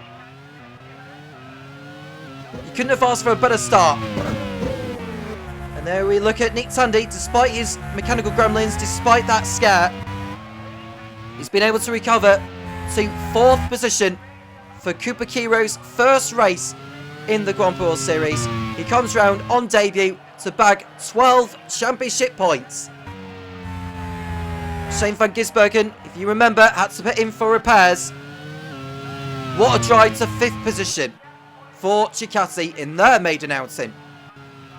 Then it's Zane Maloney, first points for him. Same for Julian Andlauer. Paul Aron will hold off Jordan Taylor for 8th position. Taylor, the last driver on the lead lap. De Vries takes the final point. It's race victory for Jamie Chadwick in the Caribbean Grand Prix of Lead 2 in Aruba. Earl Bamber second with Marcus Ericsson in 3rd place. Nick Tandy recovering to 4th. Shane van Gisbergen, other than Chadwick, you have to say, has been the driver of the day after that storming drive. Zane Maloney 6th. Julian Andlauer in 7th.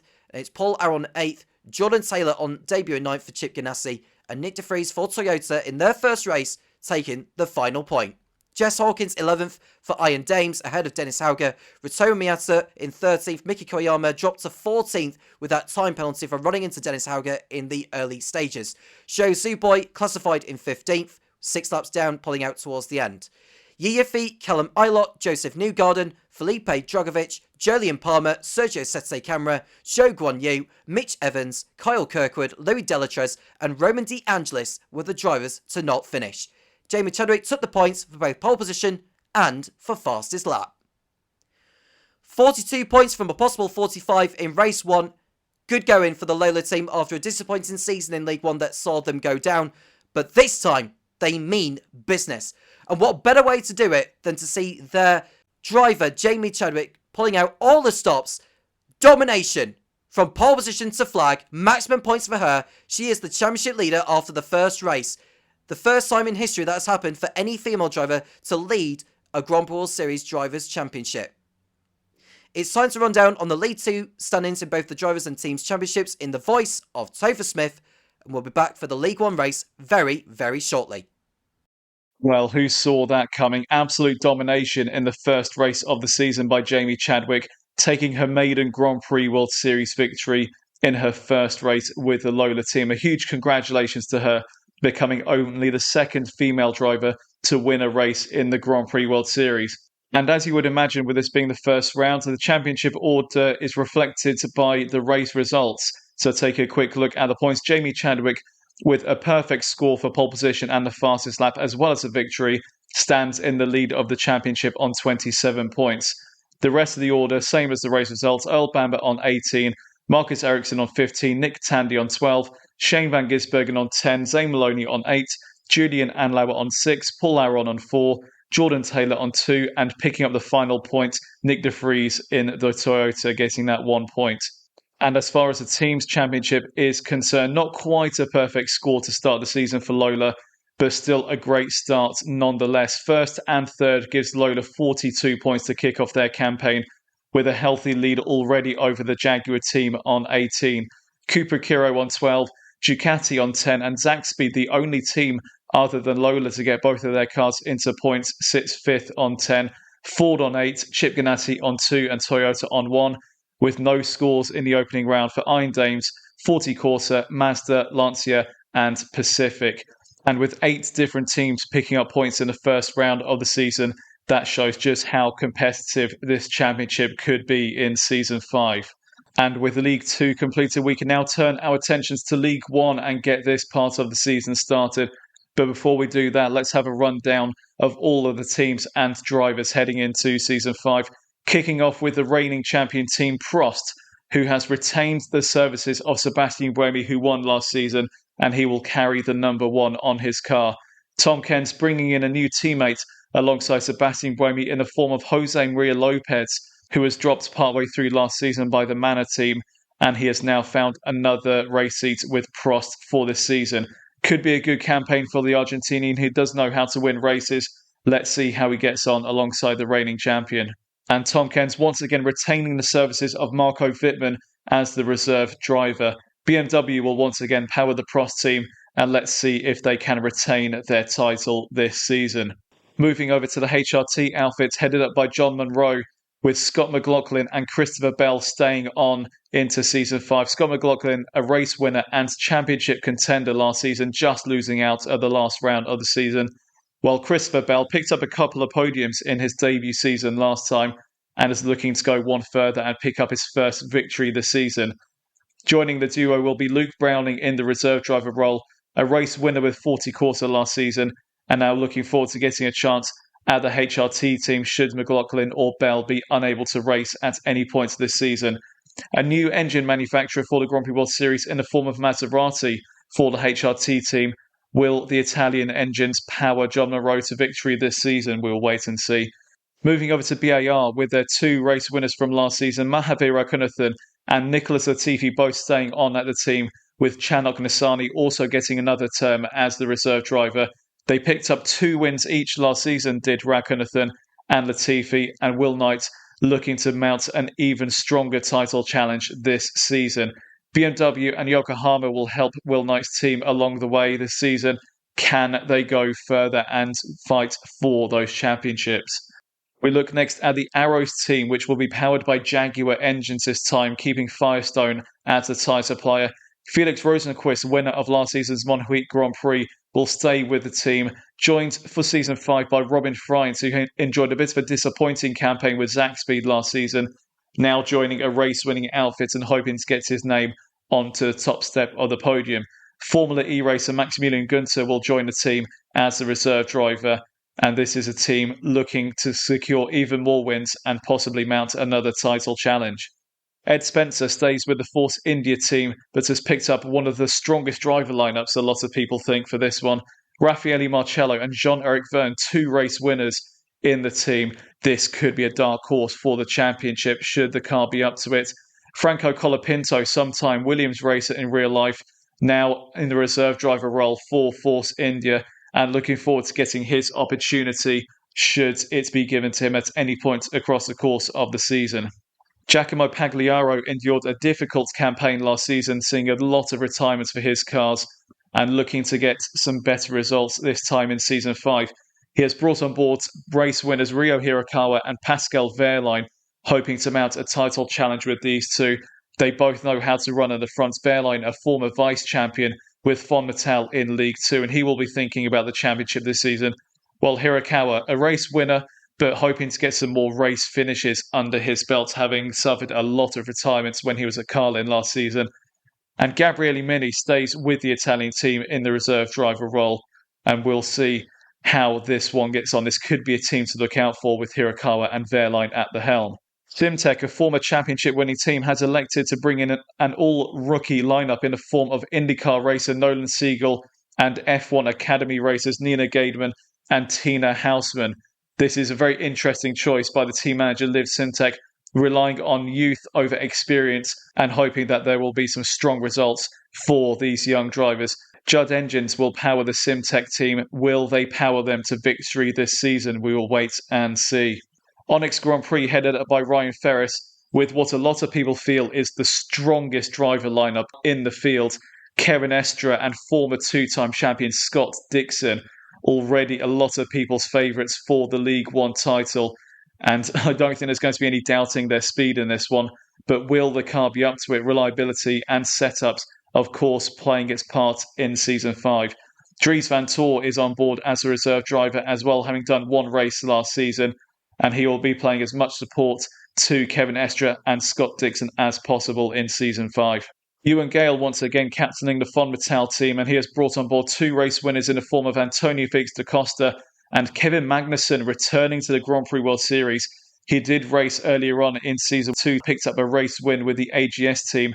Now, after leaving his real-life Formula 1 seat, has returned to the Grand Prix World Series, and Ewan Gale has put him in alongside da Costa. He expects big things from this lineup, and we will see whether they are able to deliver. Felipe Nasr, who raced for the team last season in the reserve role, and Fonmetal will be hoping that they can avoid the relegation battle this time around. Carlin picked up the League 2 team's title last season at the hands of Perry Brown and earned a promotion up to League 1, and for this season will race with Stoffel van Dorn and Pato O'Ward, 2 race wins each for those 2 drivers, and Perry Brown is expecting big things from this driver lineup. They could be a contender. We'll have to see how the car is set up and how they fare against their rivals. While Christian Lundgaard comes in as the reserve driver. He raced in Season 3 for the Scuderia Coloni team, now returning to the Grand Prix World Series again, albeit in a reserve role. Carlin will once again be powered by Toyota engines, and Perry Brown hoping to become the first manager to win back-to-back League 2 and League 1 titles. Prema Racing, another team that came up from League 1 at the hands of Alex Johnston, keeping on board Louis Foster, who won the last 2 races of last season, and he is joined by Oliver Rowland, the British Formula E driver, hoping to secure his first Grand Prix World Series victory this season. And a bit of a surprise, actually, for Alex Johnston in putting the League 2 vice-champion Tomo Kinajiri into the reserve role. He's got a very strong driver lineup overall in his 3 seats, but he elected to give Rowland a race seat for at least the start of the season. We'll see how this driver lineup develops across the course of the season. Nissan engines coming on into the Grand Prix World Series for the first time.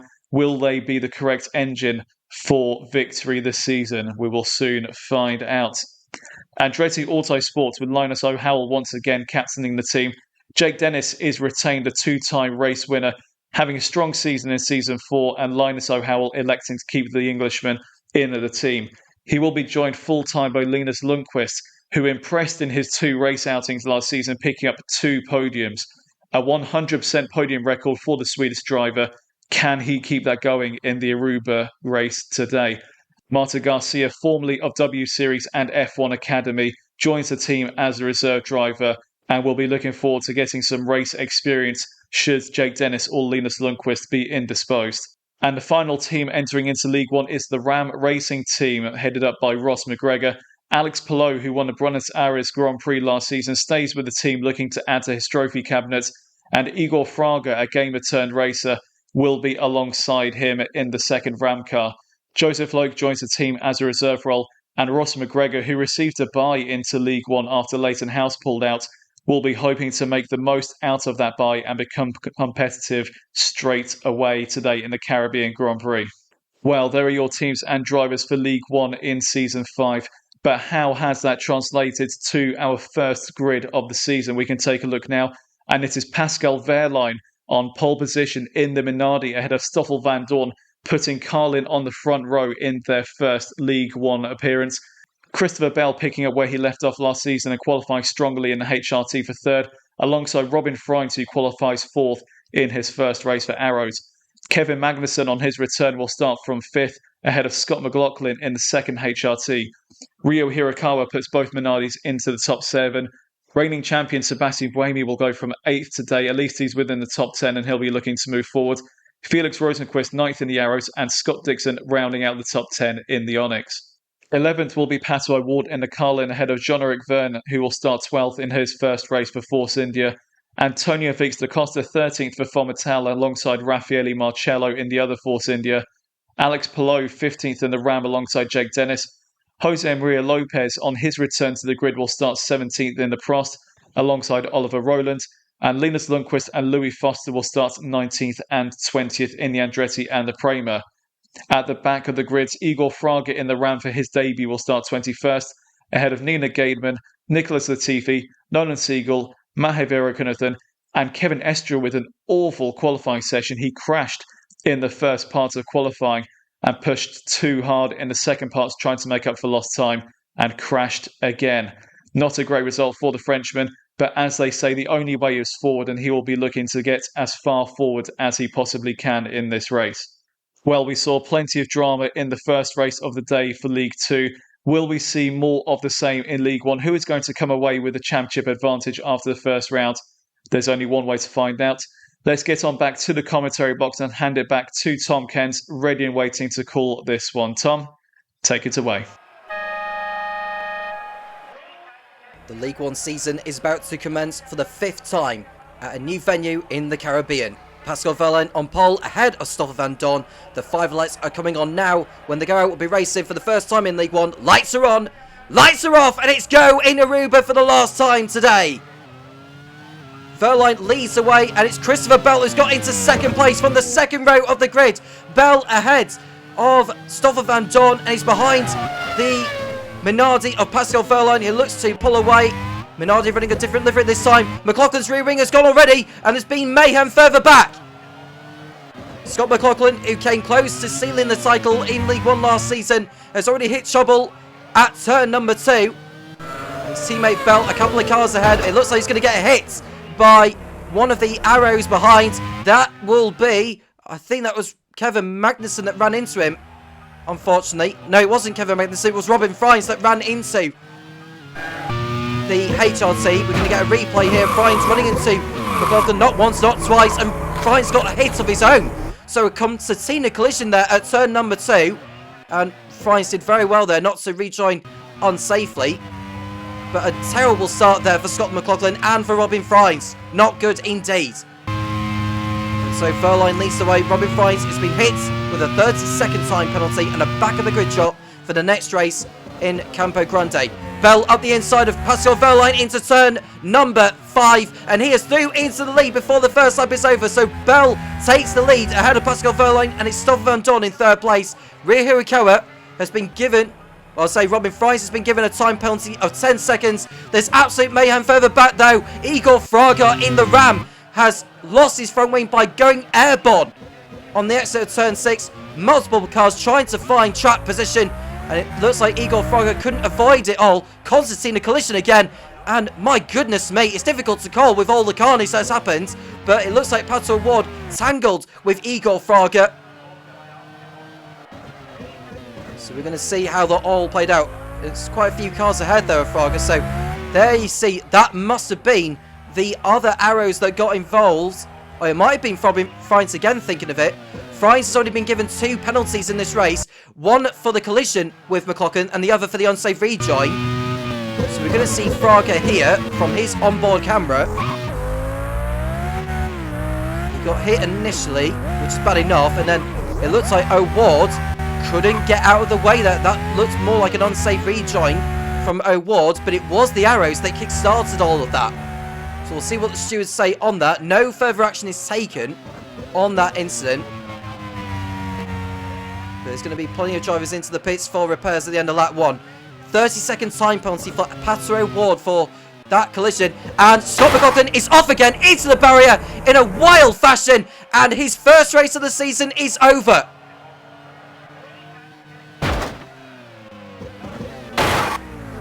Was that a Force India that ran into him? We'll have a look to see, but that was a wild shunt there. It was not a Force India, it was a BAR.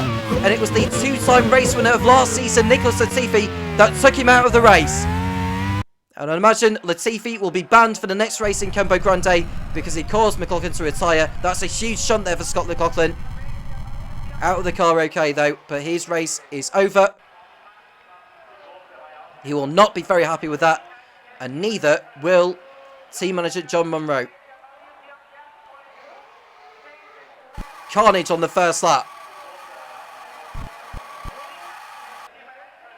There's going to be plenty of drivers into the pits for repairs, including Igor Fraga. And Nicholas Latifi disqualified from the race and banned for the next round in Brazil. wherever he finishes will be irrelevant. That is subject to appeal, but I don't think team manager Will Knight will have a leg to stand on with that. And Kevin Magnussen going through on Ria Hirakawa for 4th place. And further back, we're looking at Nicholas Latifi, who's about to be overtaken here. That's his teammate Matthew Raghunathan going through, I believe. So Raghunathan is through. But it's a really terrible start to the season for BAR already.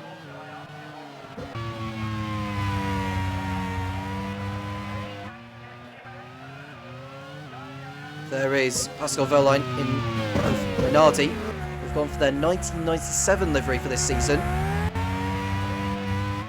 Last season, I believe it was their 1996 livery, if I remember correctly.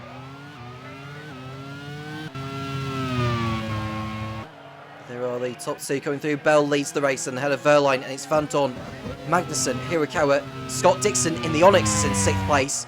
It's Felix Rosenquist, Oliver Roland, Sebastian Buemi, the reigning champion, in 9th, and Jean-Luc Verne in the Force India in 10th position.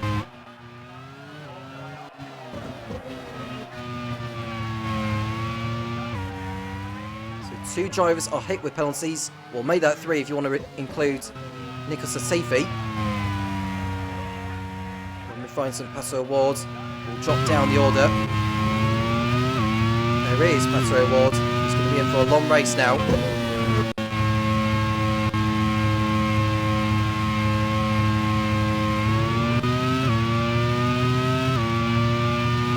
Lap number 3. It's League 1 Caribbean Grand Prix, the opening round of the season. There's an overtake from Jose Maria Lopez in the Prost. He's got through. And there's an engine blow up. And it's Pascal Wehrlein in the Minardi. Well, Minardi were the only team last season to not get 2 cars to the checkered flag in any of the races. Well, they're not going to be getting both of their cars to the end in the first race of this one. Wehrlein is out of the race on lap number 3, unless he can get that car back to the pit lane. Although I think he could end up causing some problems here. He allows his teammate to go through, Ria Hirakawa. Will he get back to the pit lane here? You can see cars coming to his right-hand side. No, it's race over for Pascal Wehrlein. Oh, and there's a car going airborne there. That is Linus Lundqvist. He'll be absolutely furious with that. And Pascal Wehrlein is predominantly to blame for it. Although, to be fair, the Force India cuts across on him. That was Jean-Luc Verne who cuts across on Linus Lundqvist. But that was hugely contributed by Pascal Wehrlein not getting out of the way there and staying on the racing line.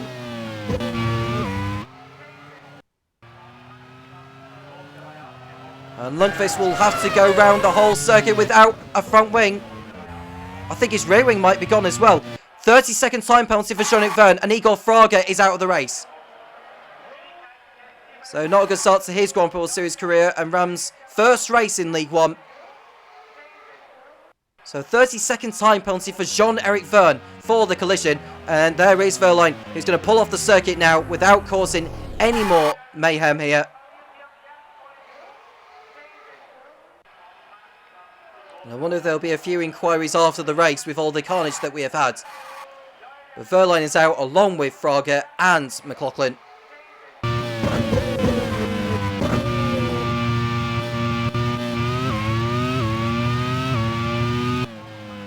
Bell's lead is over 3 seconds. There is Scott Dixon racing for his new team of Onyx. We're hoping for better luck this time around after scraping off relegation in the last couple of seasons. But Dixon is hoping for better success and reclaim his Grand Prix World Series crown.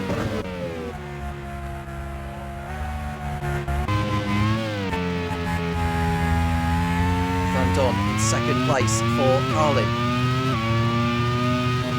Their first race in League 1 as Bell posts another new fastest lap.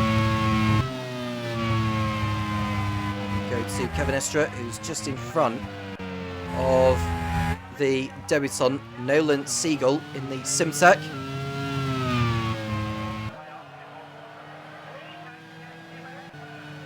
Behind Siegel is Louis Foster in the Prema. We've got Lundqvist in the pits for repairs.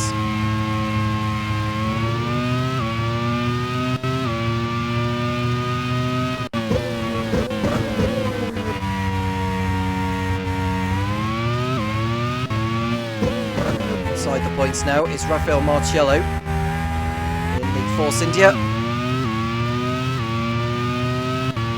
With all the penalties that we've got now, Verne will drop down the order, Frines would drop down the order, Ward will drop down the order, and Latifi will drop down the order.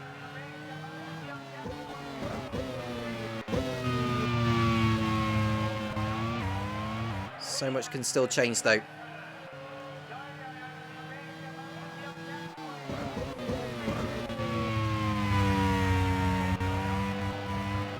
You'll see the Formatel. That's the HRT of Christopher Bell. Came close to winning in the season finale in Phillip Island.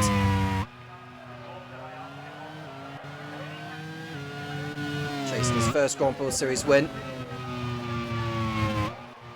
Jamie Chadwick was able to do that earlier in the League 2 event. Can Christopher Bell join the list? 21 different race winners we had in Season 4. With there being 36 races in total in the Championship this season with 18 rounds, there's a chance that we could well break that record this time around. On board with Nolan Siegel in the Simtech.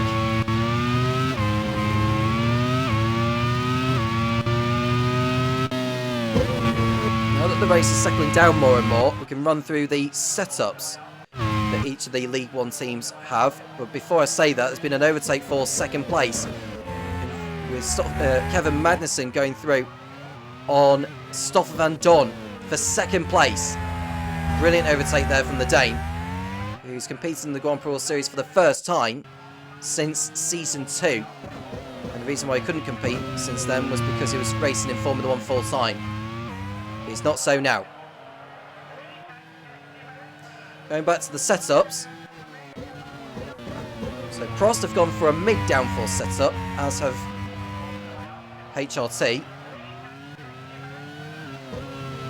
BAR have gone for a mid-top speed downforce setup. That's the second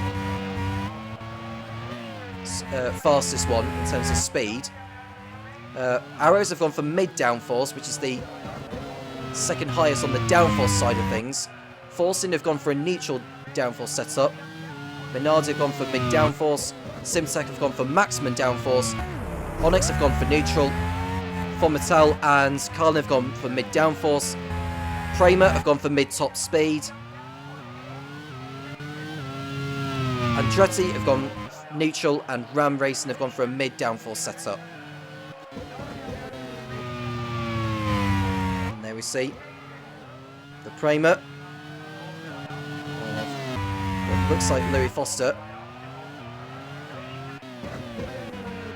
Teammate Oliver Rowland running high up in 7th position in the team's second season. Rowland didn't get the best of it in the Arrows last season. We'll see an overtake from Robin Frines on Rafael Marciello for 10th place.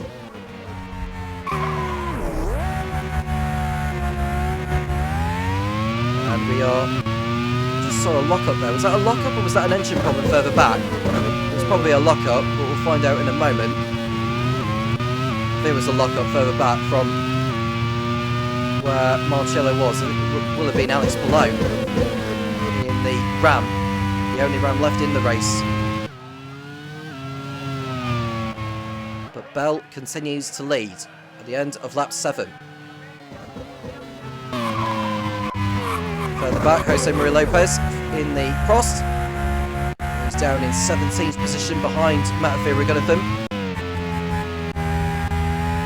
Lopez's last race came in Buenos Aires, Argentina. He was racing for Manor.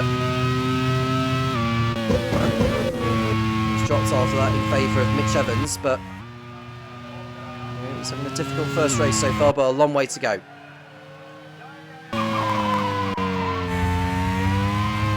Rio Hirakawa. Sweeping left-hander of turn 4. And Scott Dixon has got through on his former Simtech teammate Stoffel van Dorn for 3rd position. He'll have done that over at turn number 5, and he's through, no problem there. He's the Kiwi.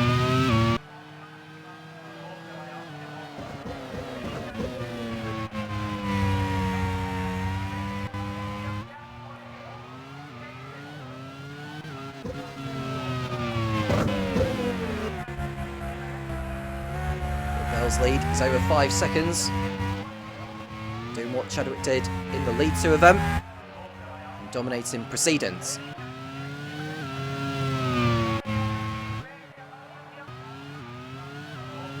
Kevin Magnussen in the Von Mattel in 2nd place. If you remember, Von Mattel came close to a podium in Argentina in season 4, and also in Zhuhai. They did very well to scrape off relegation, thanks to Felipe Nasr's run of results. This time round though, they're aiming for higher and much better.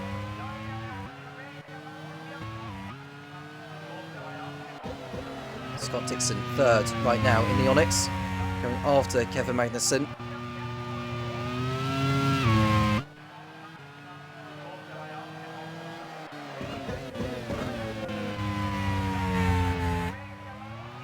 Let us know your predictions for the season.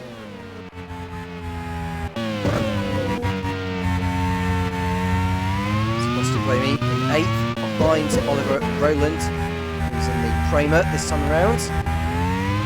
Buemi doing his best to keep up with him. Prost are using their 2000 delivery car, with Sean Lacey and Nick Heifeld competing in that season.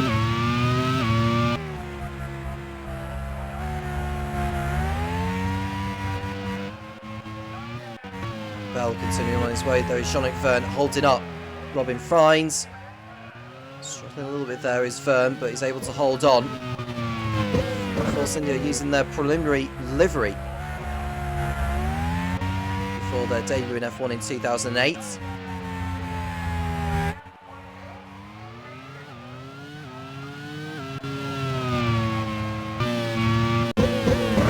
Here's Magnussen. Lead 2.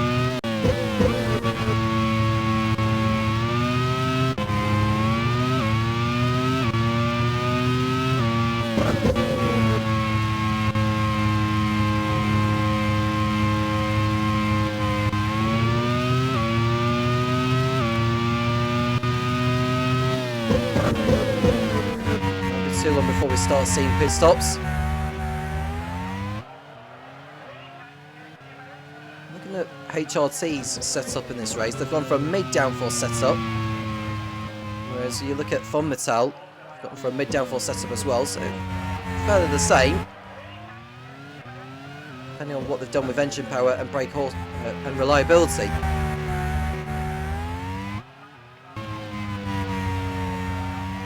In 2nd place. He's won before in the Grand Prix Series at the Birmingham Super Prix in Season 2 for AGS. And off goes Van Dorn into the gravel. Has the wheel come off the car there? We'll have a look to see from the onboard, but that was a terrible mistake by the Belgian. Oh, he's just locked up. Through the gravel he goes. The front wing's gone. No tyres have flown off the car there, but Van Dorn's race has taken a turn for the worse here, and it's a body blow to Carlin, who have already got themselves in trouble with O'Ward picking up that time penalty for the unsafe rejoin when he collided with Igor Fraga. Now Van Dorn is going to be heading back to the pits, needing a new nose section.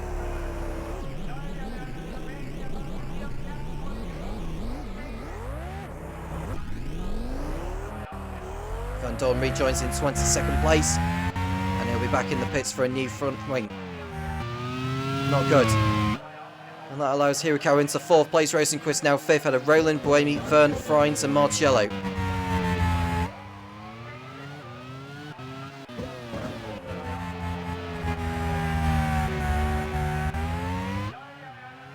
I don't know how long it would be before Van Dorn came into the pits for a start. There goes Palou, trying to get through on Antonio Felix da Costa, but to no avail. It's in behind.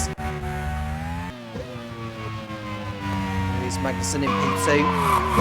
And Bell runs wide in the lead, but does very well not to go off the circuit. That could have been disastrous for the HRT squad with Scott McLaughlin already out of the race.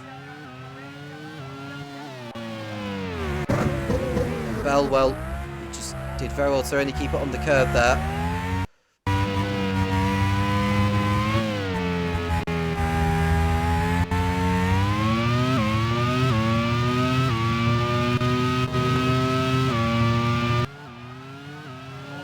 Here's Magnussen, who will make up the time on Bell, most certainly with that lock up. Bell lost only 3/10 in all of that.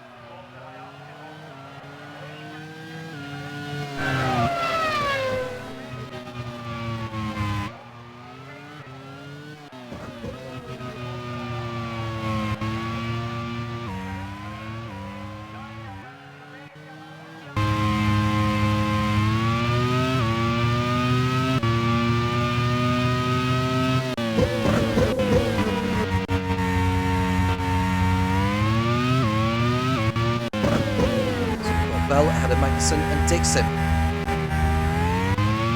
Hirakawa in 4th place. Bernardi's already gone from this. One of the HRTs are already gone from this.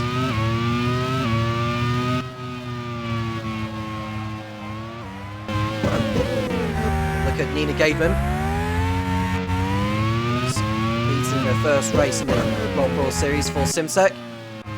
Behind her is Pato Award, who's carrying that 30-second time penalty.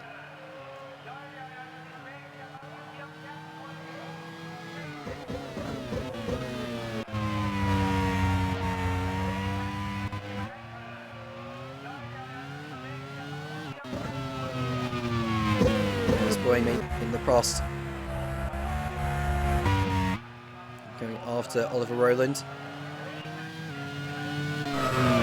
Bell is continuing on his way.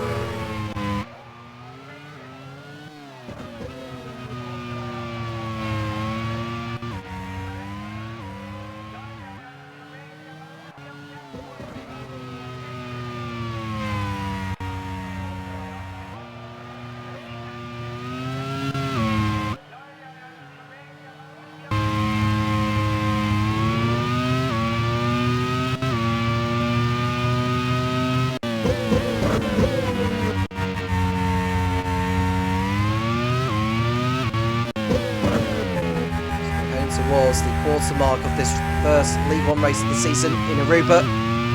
So far so good for the HRT squad, although not as well as they would like to have been.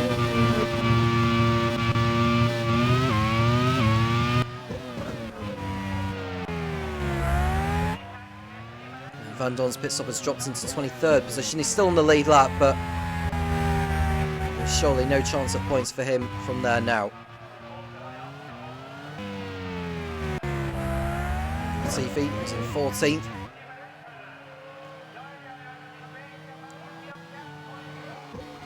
He's chased by his teammate Murphy Regunathan.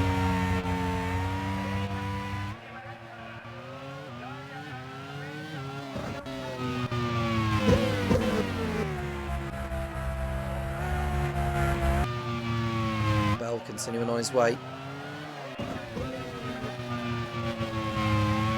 Seeing any changes in the field as far as we know, although Louis Foster is not making any form right now on the back of his success in League 2 last season. He's done exactly the same thing as what Stoffel Van Dorn did, gone off the circuit and wrecked his front wing.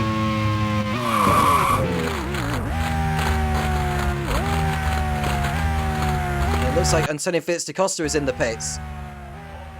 That is earlier than planned really for the Portuguese. He's going to fall to the back.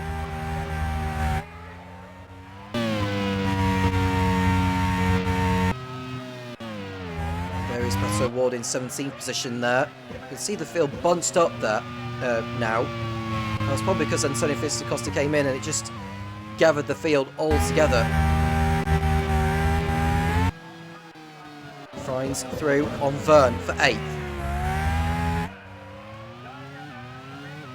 It's Buemi who's going to be the next car for Fryns to get through on.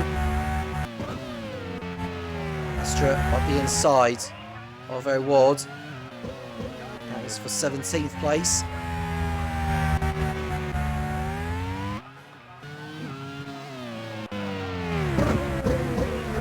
Dixon makes a lock-up.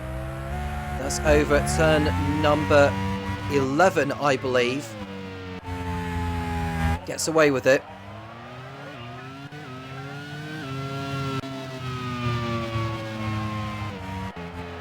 And we're looking at O'Ward again. A lot of drivers making lockups. This early stage of the season. I don't think there's been any signs of rustiness so far from the whole field.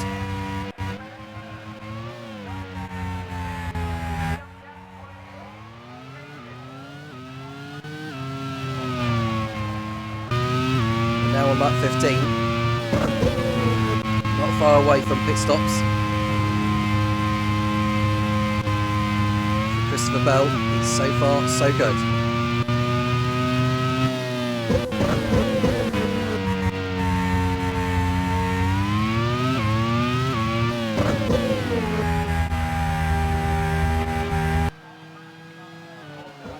Fryns through on Buemi into 7th place. Buemi lets him go.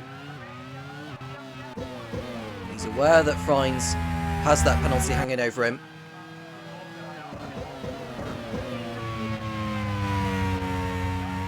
Now we look at Magnussen again. Estra. Defending off Pato Ward. Trying to make a move on Nina Gaidman, but to no avail.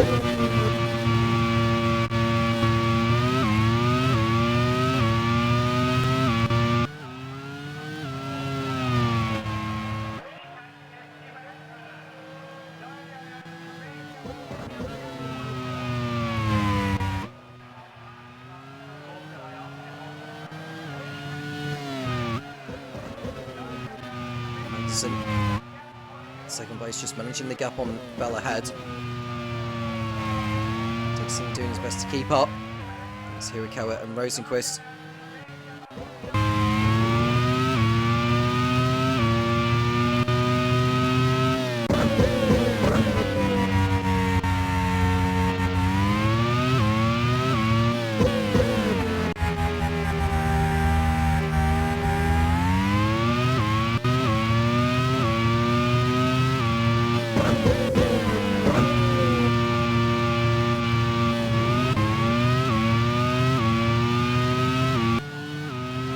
Look at Alex Below, who has won in the Grand Prix Series before.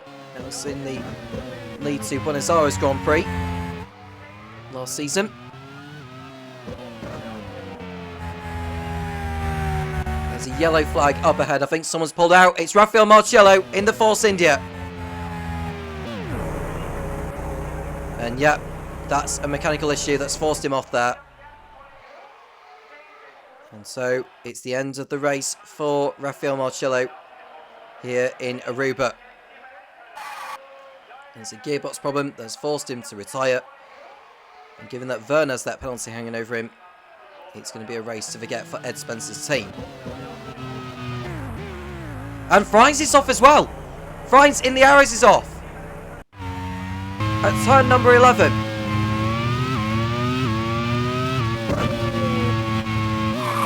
See, replay, front wing goes on the arrows, he nudges the barrier, and Kevin Magnussen has come in for his first scheduled stop, as does Dixon. For Fryns, well, it's been a disastrous beginning to his season.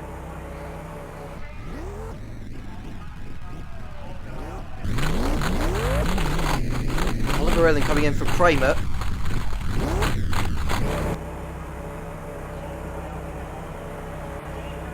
Goes to Costa, and it'll be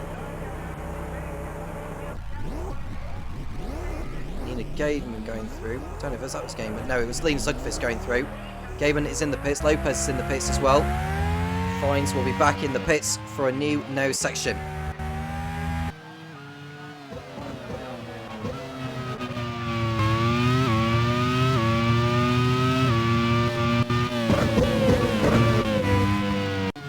overtake there. As we look at Alex Palou.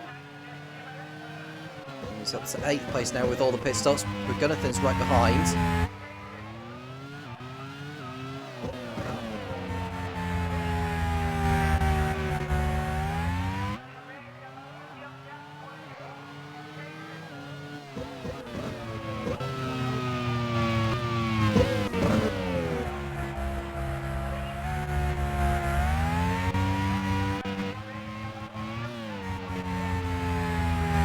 Hirakawa in P2 ahead of Felix Rosenquist. No problems for him so far. Latifi, well, he's got all sorts of problems hanging over him with that disqualification for taking out Scott McLaughlin. He's got some answering to do, as does Will Knight.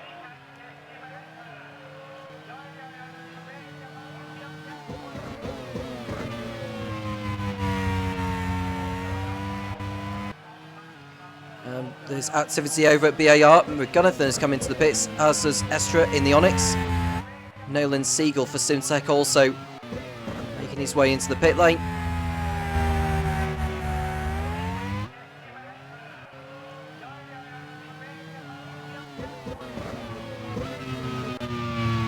Remy goes up to 4th place in the Prost. And Fern will go up to 5th.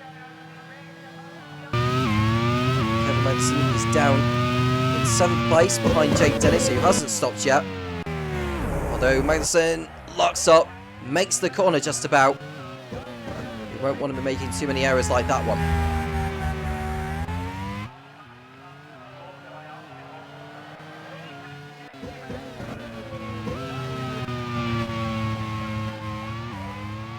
Now, Magnussen's former Mattel teammate Antonio Felix da Costa is running in 10th position.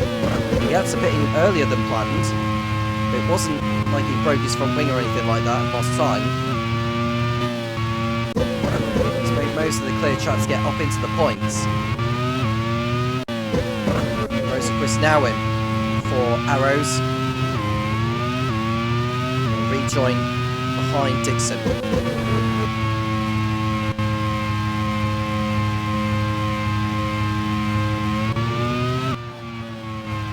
Also in for the Andretti team.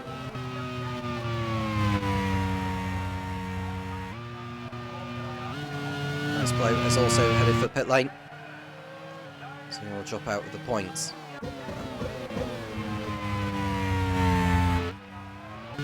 Dennis rejoins in 10th place. There goes Vern on Buemi, and I think Buemi has picked up a problem. And that's not good news for the Prost team. With Lopez already been in the pits. And Buemi running high up there. It could spell bad news for the reigning champions.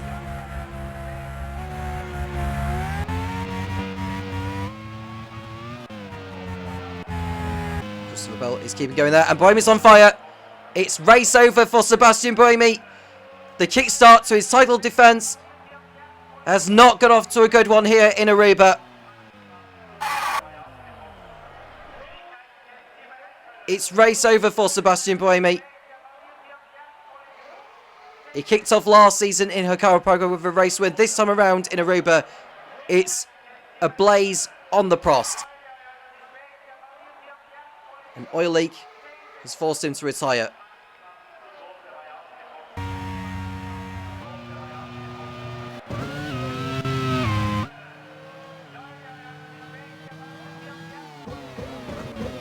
Continuously. I'm just looking at Fern right now, because with that 30-second time penalty, that would drop him only down to 9th position. We've got other drivers like O'Ward and Frines who've got time penalties. Latifi, with his disqualification, drop him out of the points. So it would be Alex Palou going up into the top 10 as it stands. So Ram would kickstart their League One adventure with the championship point.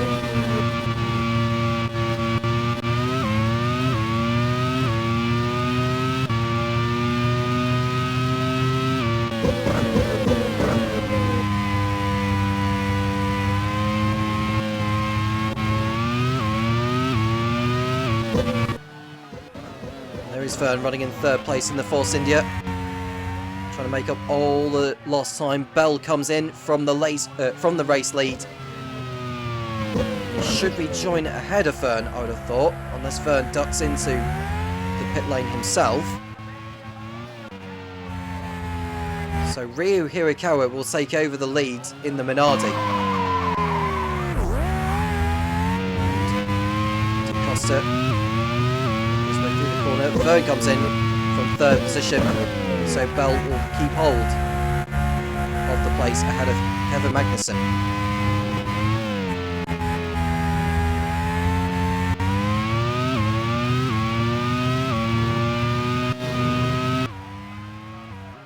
There is Bell. It's a fair distance up the road from Magnussen.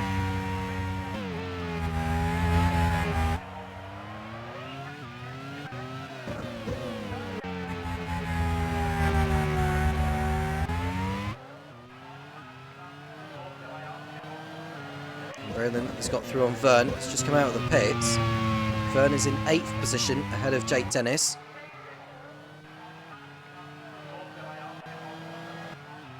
I wonder if Ryo Hirakawa is going to try and do the one stop. We'll find out in the next couple of laps whether he is going to be doing that. If he is going to win the race, it may well be the way to go about it. There's Nina Gaiman in the Simtek in 14th, ahead of Pato Ward.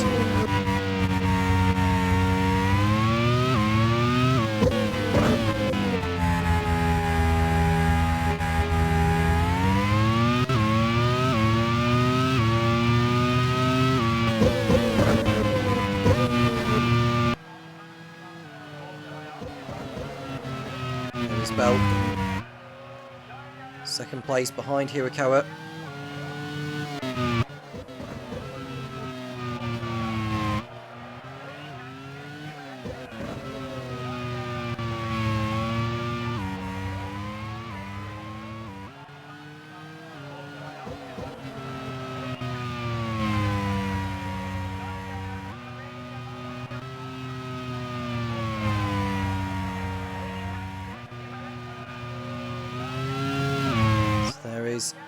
Kevin Magnussen in third place on the road.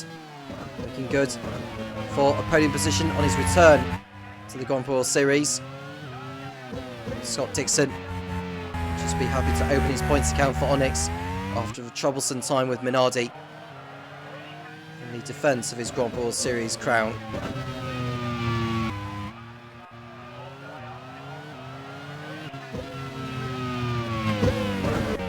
Hirakawa, well, he's focused on the job in hand for Minardi, and that he can get something positive out of it. I think by this stage of the race now, he looks like he's going to be doing the one stop. He's got to stay ahead of Bell in order to do it.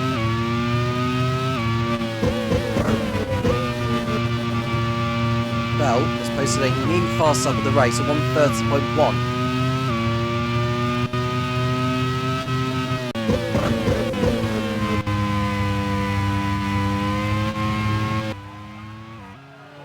Hirakawa still going, as is Latifi. He's got Alex Palou for company.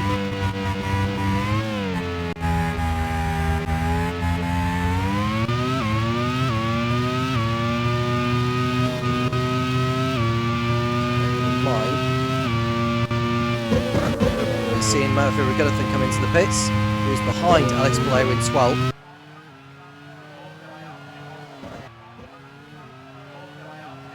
Gaidman is under attack here from Pato O'Ward. Does O'Ward go through? He does not. Gaidman stays ahead for now. Ahead of Gaidman is Jose Maria Lopez in the Prost.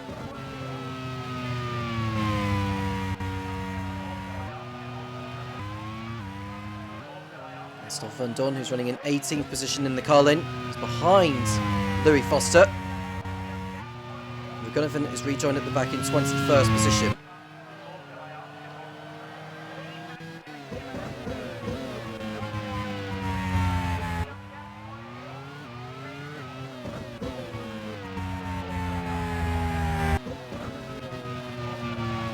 see Hirakawa on lap 24 still leading, but has yet to make his only stop of the race. And most are doing the 2-stop, he's doing the 1.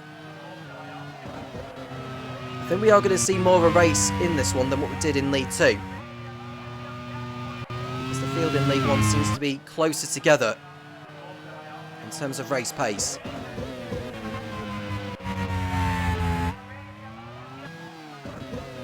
We'll see Christopher Bell in second. And Vern on the attack once more. Behind Oliver Rowland, not able to get through. And Jake Dennis fancies a go at it.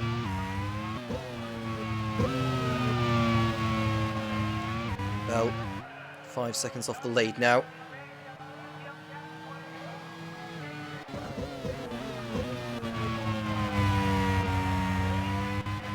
When Hirakawa comes in, he'll rejoin behind Rosenquist.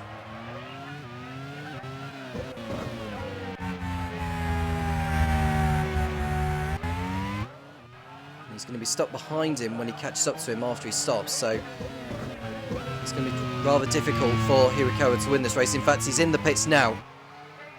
Here's the Japanese. Christopher Bell posting another new fast up of the race. He's into the lead now. Magnusson second. Dixon will be in third place. Rosenquist will go up to fourth. Hirakawa will rejoin in fifth behind the Swede. With a lot of catching up to do. Can he maybe go for a fastest lap now that he's on the fresher tyres? We'll wait and see.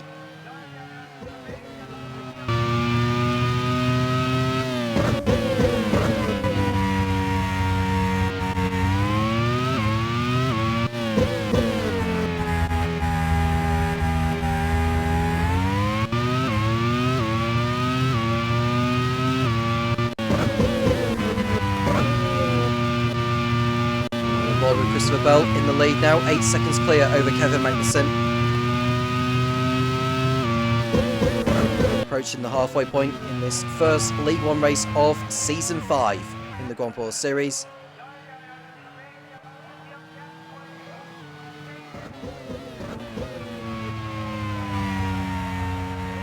.26 teams involved with 52 different drivers competing in every round. 2 races for each round. 18 rounds across the whole season, meaning 36 races in total. With the non-championship Macau Grand Prix to wrap up the campaign. Lots of new venues on the Grand Prix Series calendar this season. So that's an explanation as to why you should be looking forward to this. Exciting times to come. Hirakawa is over 6 seconds behind Rosenquist, and Da Costa has come in for his only stop of the race in the Von Metal. Now, this is Da Costa's 5th different team in the Grand Prix Series. He raced for Mastercard Lola in Season 1 for a few races. In Season 2 he raced for Topher Smith's Super Aguri team. In Season 3 it was Minardi. In Season 4 it was Force India, and now it's Von Metal in Season 5. And Da Costa's just come back out of the pits in front of Louis Foster, and Foster goes through on Da Costa. It's not ideal for the Portuguese.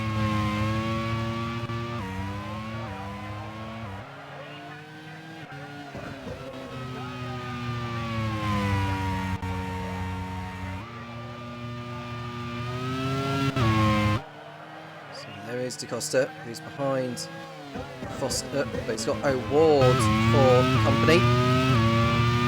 Sorry, no, it's not O'Ward, it's the other Carlin, it's Stoff Van Don. You remember, had that off at turn number 11 and forced him to come in for repairs.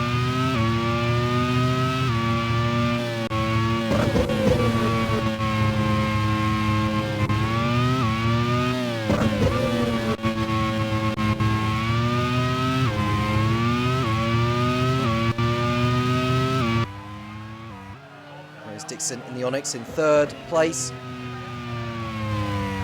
aiming to get to the end.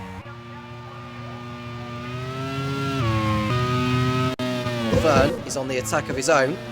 And through on Roland, no problem. That looked too easy by Vern's standards. Although we've got to bear in mind that Prema are running a mid-top speed setup compared to the others. Van Dorn comes in for his only scheduled stop. He did pit in earlier. He's in the pits now as Roland gets overtaken by Jake Dennis. I wonder if Roland really is struggling actually. Well, Vern most certainly is struggling because he's gone off the circuit. That allows Dennis and Roland through. He's gone off at the same place where Marcello had pulled off earlier.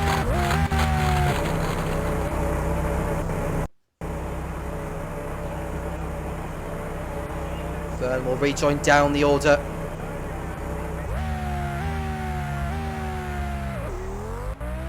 He's down to 15th position, is the Frenchman. It gets worse for Force India.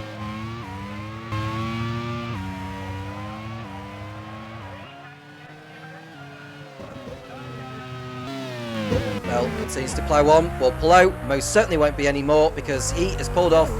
Well, he'd gone off for a brief moment and now he's off again. And I wonder if he suffered some throttle problems there, has Alex Plough. And that's really strange in the way he's gone off.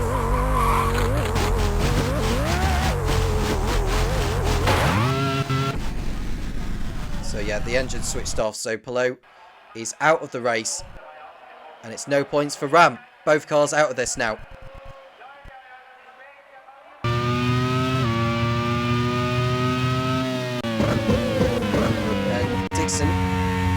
Still running in a fine third place.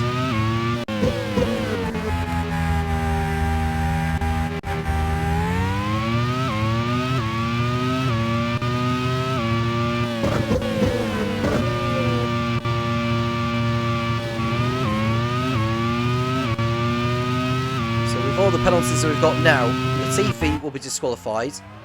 O'Ward will drop back because of his penalty. Vern will drop back because of his penalty. Frines will drop back because of his penalty. And all of this will allow Topher Van Dorn, who's in 20th position, not fighting for anything now.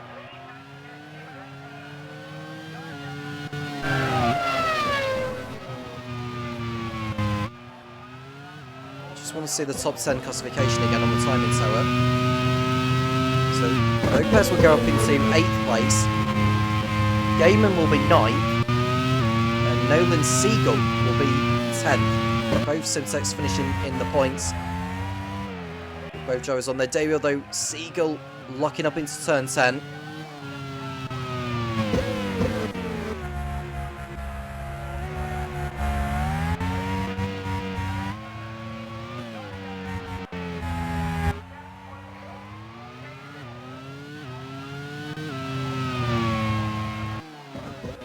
See Kevin Magnussen, P2, on course for Fonmatel's best ever result in League One. Their previous best result in the division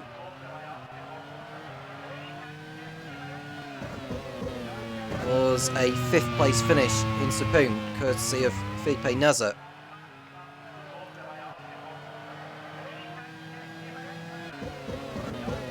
Championship points will go on the board for Fonmatel as it stands.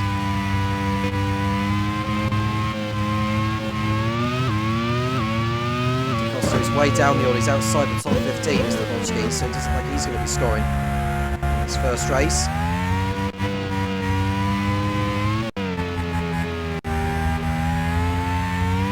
Runner Scott Dixon still going after Kevin Magnussen. I'm sure he'll take a 3rd place right now.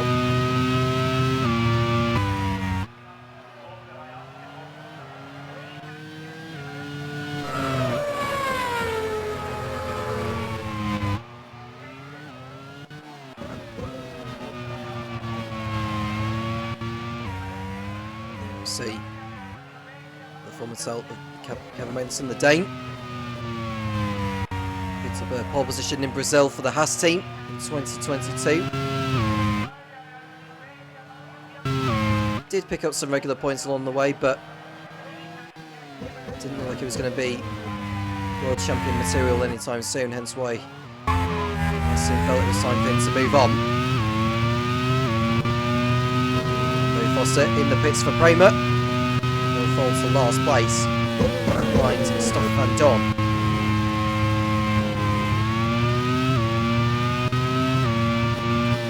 Six drivers out of the race: Alex Palou, Sebastian Buemi, Rafael Marcello, Pascal Wehrlein, Igor Fraga and Scott McLaughlin, who crashed out on the opening lap after a tangle with Nicholas Latifi.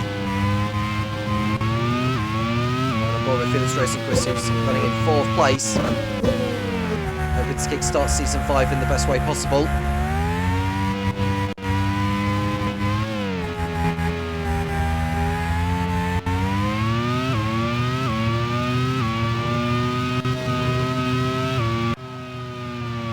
Dixon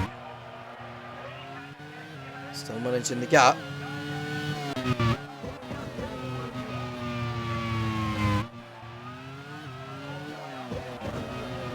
All the drivers are on the lead lap as we speak. Continuing to lead the way. There is Van Dorn running wide, and Foster goes back through ahead of him.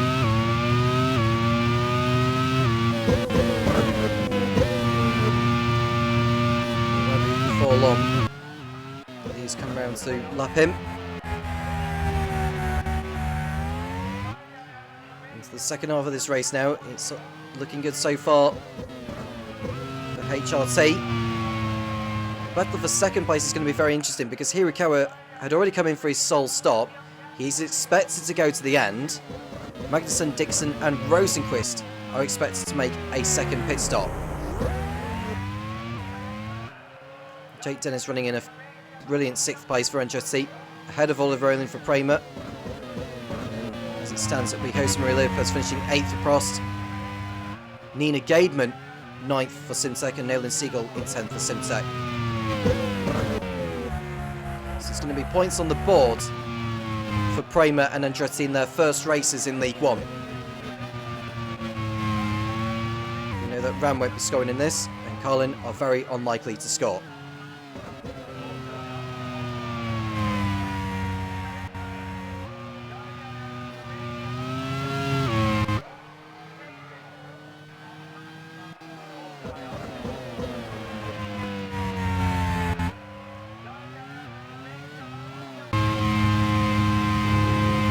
Dixon P3 got on it well. Some decent moments last season in League 2, although they remained in the relegation fight until the last race. With the driveline they've got, they shouldn't really be involved in that this time around.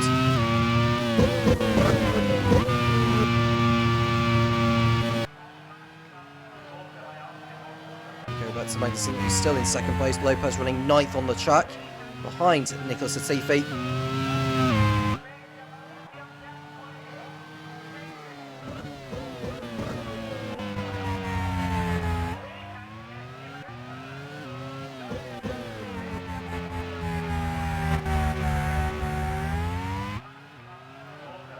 Now Prost are going to be kick-starting their campaign by the with some points, although not as many as they would like to be starting with.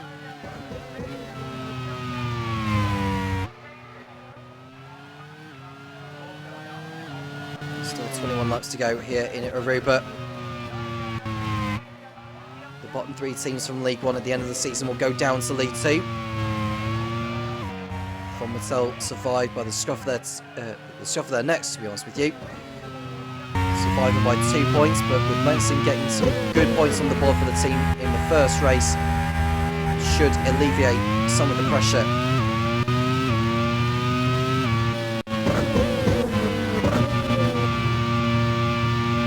We've got a couple of drivers in the pits. Kevin Estra and Nina Gaidman are both in.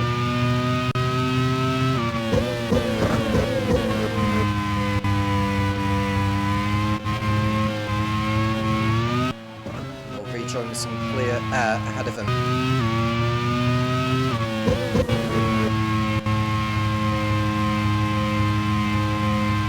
Hirakawa, on the fresher tyres compared to the leaders, has not been able to make up all the time on them. He's lost time, in fact. Despite the fact that Minardi have gone for a mid-downforce setup compared to HRT, who have gone for a mid-downforce setup as well. Minardi just don't seem to have the pace right now. As we see Dixon heading in from 3rd place, hoping to complete an undercut on Kevin Magnussen. Rosenqvist is in at the same time.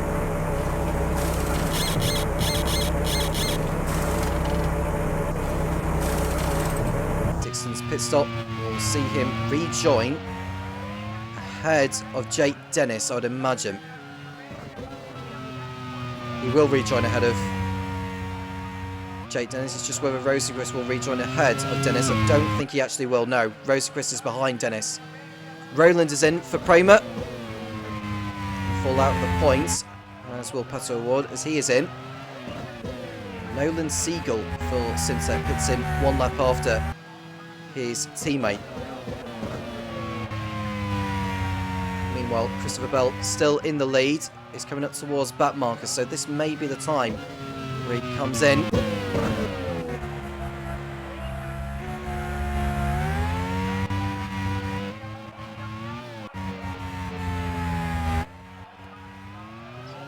Now, Bell comes round, and he is coming in at the end of this lap. Perfect timing, really, for the HRT pilot. There we see Ryo Hirakawa, who is on the 1 stop, but he's not made up all the ground. He will not get ahead of Christopher Bell, unfortunately, which is a shame, because we would love to have seen a bit of a fight between Minardi and the HRT. Kevin Magnussen also pitting in, so this will allow Christopher Bell to retain the lead ahead of Ryo Hirakawa.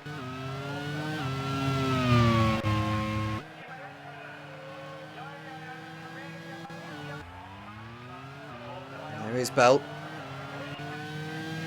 On course for his maiden Grand Prix World Series win. Jake Dennis, meanwhile, looking up a little bit at the penultimate turn. Carrying on his way.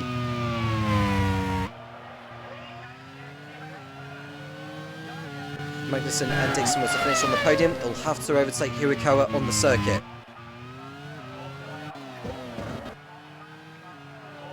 Jose Maria Lopez is in the pits for Prost. He was running ahead of Jean-Luc Verne. He'll fall out of the points. Will the Argentine. And so Lopez will rejoin in 11th position ahead of Pato Award. We see Nina Gateman. And Van Dorn pulls off the circuit in the Carlin. And that is his race run. No points for Van Dorn this time around. I think that's the 3rd season in a row where Stoffel Van Dorn has retired from the opening round of the season.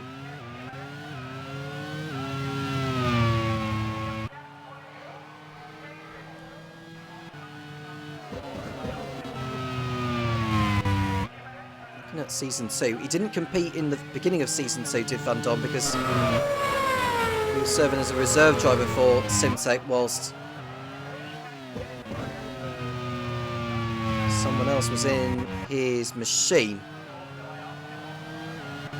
I'll get that up in a moment.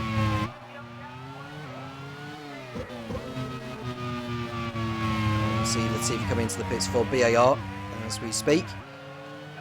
Jamie Whincup was in the car in place of Van Dorn in the Simtek squad.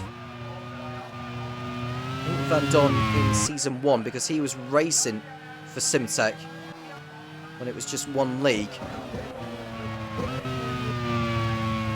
Yeah, so in all 4 season openers he's competed in, Van Dorn has failed to finish in all of them. Jake Dennis has been overtaken by Felix Rosenqvist for 5th position, so that's him down the order. Kevin Magnussen is less than 9 seconds behind Ryo Hirakawa. Or Kevin Estra in the Onyx.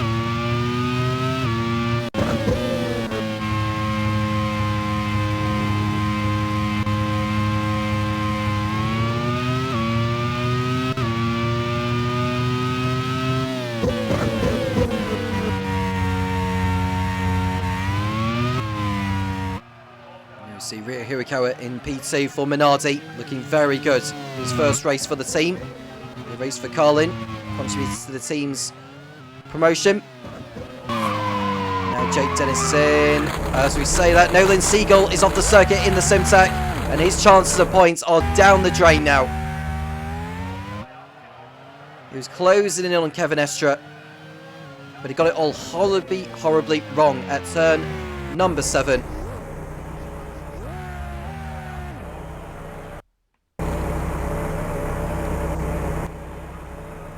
So we'll just have to wait for the field to go through here before he can rejoin. He's down to last place, and he'll go a lap down by the time he comes back out of the pits with a new nose section.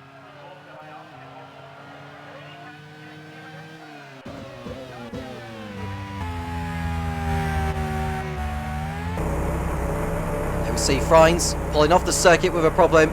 Now he needs to be careful he doesn't rejoin unsafely here. And Frines is also out of the race in the Arrows. It's a gearbox failure, sidelined the Dutchman.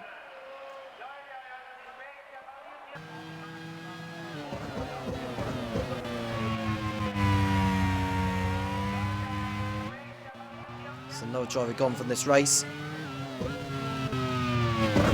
Siegel is in.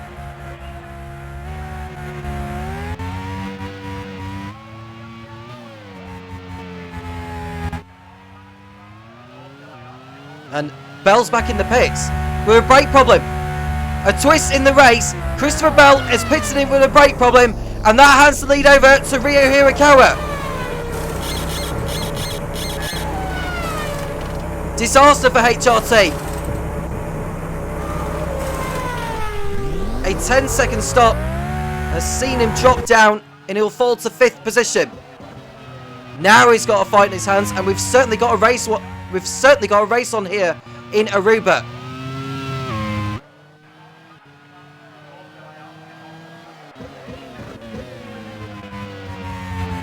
Ryo Hirakawa for Minardi leads. Kevin Magnussen second, and it's Scott Dixon, Felix Rosenquist, and Christopher Bell in 5th place. And Magnussen not too happy there with Nolan Siegel holding him up. He's through at last. Magnussen will have lost time thanks to that.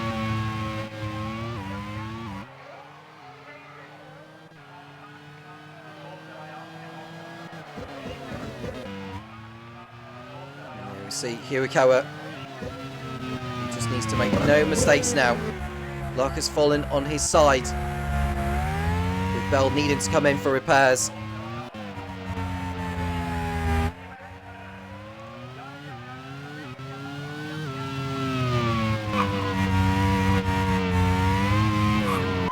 Well, he'll be getting the hammer down just going after those.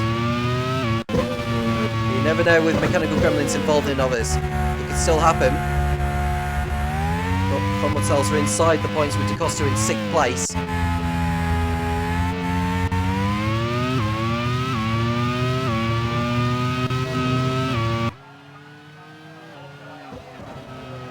With the penalties as they are, Lopez will go up into 9th, and Nina Gademan getting a championship point on her debut.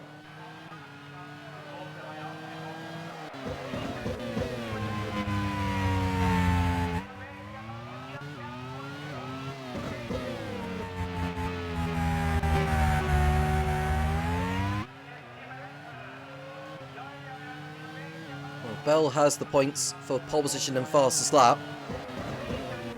But HRT would be ruining this. Ryo Hirakawa has won twice before.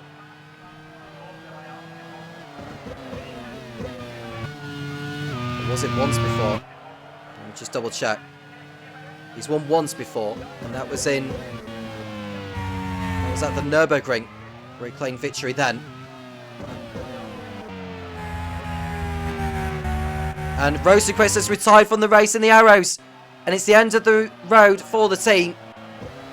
No points for Topher Smith after the first race.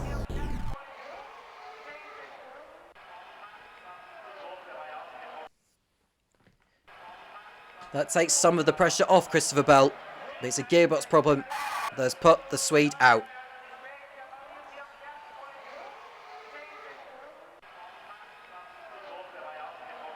That will allow DaCosta through into 5th, Dennis 6th, Roland 7th for Kramer. And it'll be Lopez 8th, Gateman 9th, and Kevin Escher will take the final point at the expense of Jean-Eric Verne.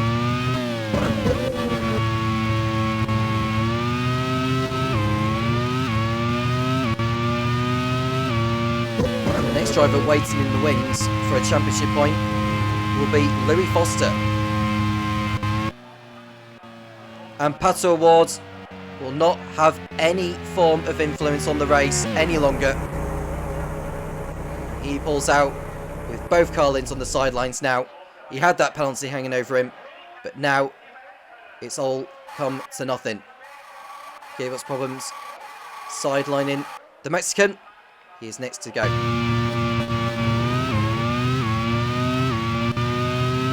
can tell you, Maxson's got the gap down to 1.5 seconds on Ryo Hirakawa. And Dennis goes through on Antonio Felix DaCosta for 5th place. Andretti on course for points in their first League One outing.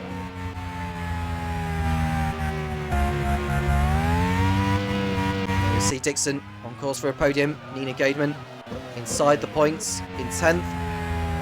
Being promoted to 8th once Latifi's disqualification has been applied.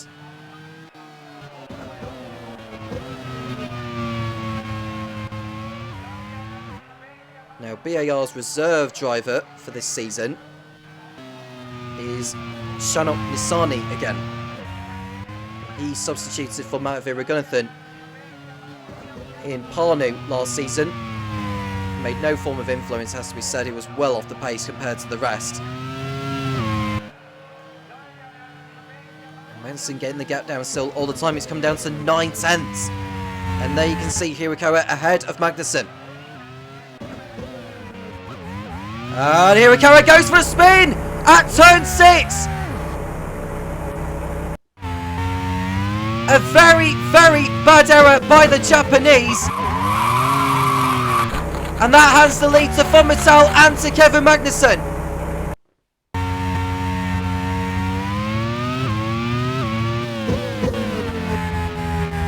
That makes Magnussen's life a hell of a lot easier. And it certainly makes Dixon's life easier now that he's into 2nd place.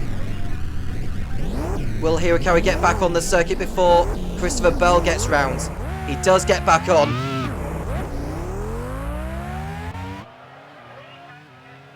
In 3rd place is Hirakawa, but with Bell on the fresher tyres, I doubt he'll hold on to that final podium position now.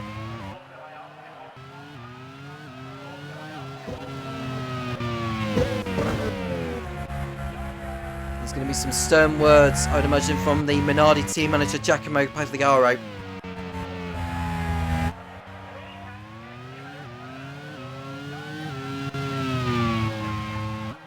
Dixon will be thinking that he can win this now.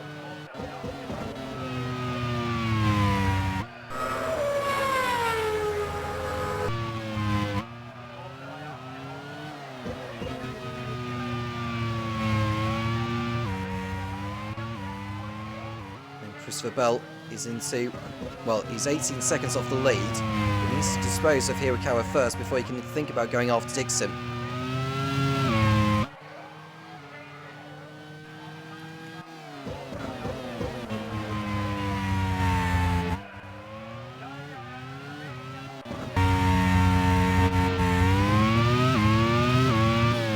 So Dixon, 4.5 seconds off the lead in the Onyx. Onyx have tasted victory before in the Grand Prix Series. 3 occasions in Season 2 with Sebastian Bourdais.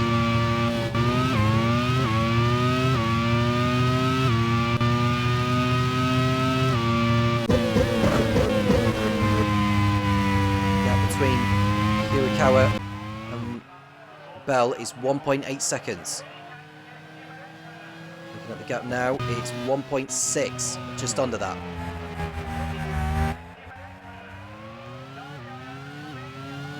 See Magnussen and Malin Siegel, who will be on the fresher tyres, is closing in on him to unlap himself.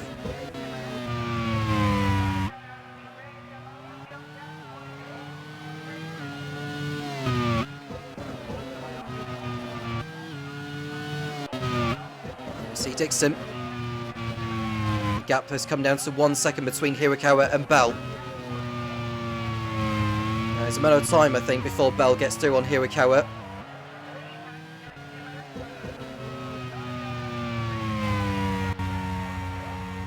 Now, both cars have got mid-downforce setups on. So we'll see how Hirakawa defends this. Looking at Regunathan knocking up in front of Louis Foster. He's just got through ahead of him not too long ago, so that's him being in the fray for a championship point.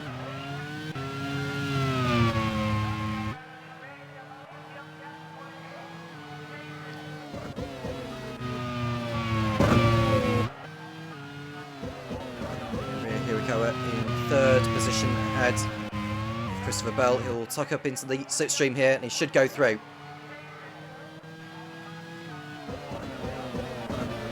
He won't do it here. Bell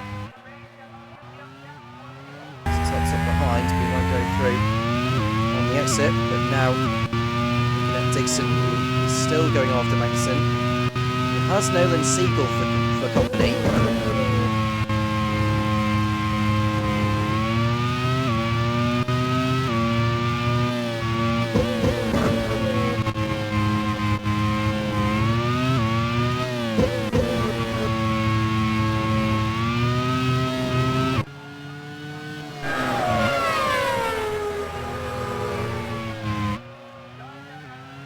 Lap 44, Hirakawa is still ahead of Bell in the fight for third position.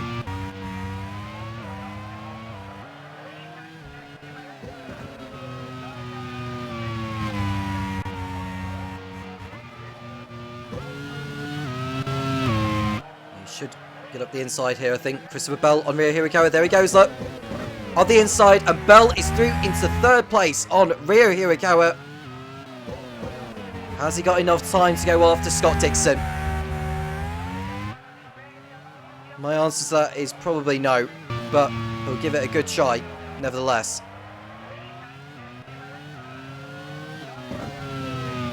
Siegel's running in 16th and last place right now. Just wants to get the car home. Get back on the lead lap, he might snatch a position or two away from Vern, who is the only driver carrying a penalty, although we know Latifi's going to be excluded from the race for his part in the incident with McLaughlin. So that will move Siegel up a place. He had hopes for more, given how his race had gone.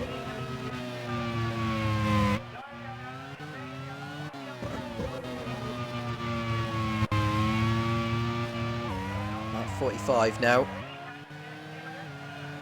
And Bell getting the hammer down, going after Scott Dixon. The gap is less than 12 seconds with 9 laps left.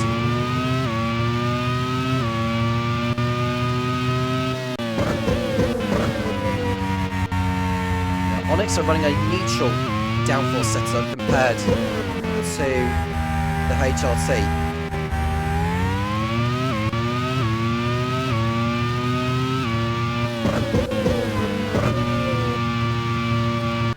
When they cross over the line at the end of the lap, we'll keep a log of what the gap is, sector by sector. But there is Kevin Magnussen. Von Mattel are close to their first victory in League One. They'd won on so many occasions in Season 3 when they were in League 2. 8 wins they picked up along the way. Win number 9 is going to be their first in League One as it stands. Dixon still trying to keep up.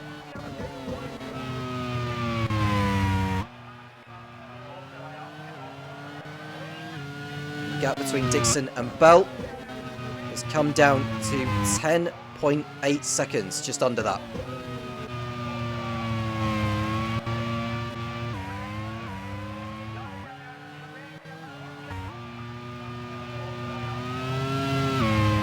Look at K-Mag again.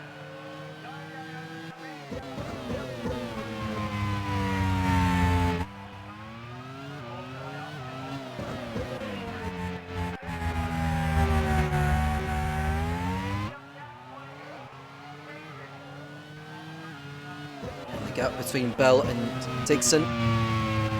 Gap going down to 10.4. So it's only like 3 to 4 tenths in the first sector alone.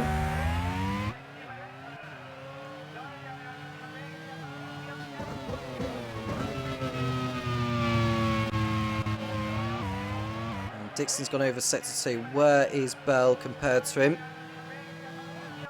It's 10.3. So not a lot in sector 2. It was only like a tenth he took out of him in the second sector alone.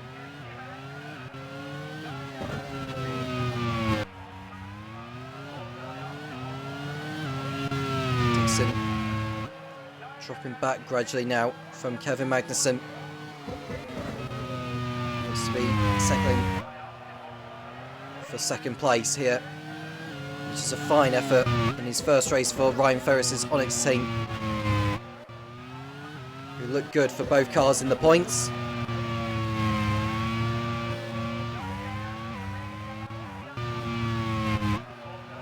Sean McVern's time penalty will drop into 15th, or 14th rather, because Latifi, who's ahead of him, will be excluded for taking out Scott McLaughlin.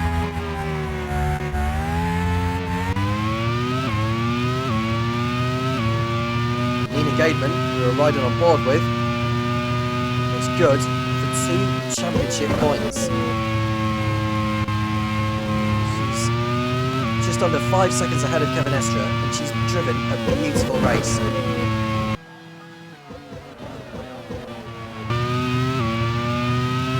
Latifi, meanwhile, well, we'll have some answering to do afterwards.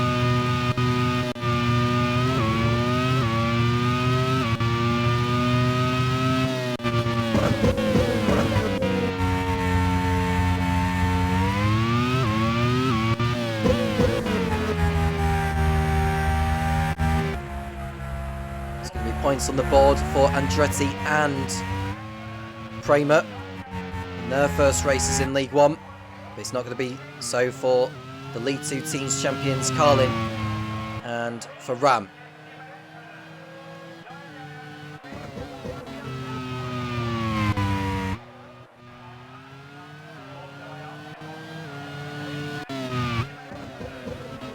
The gap between Dixon and Bell has come down to over 9.3 seconds with 6 laps left.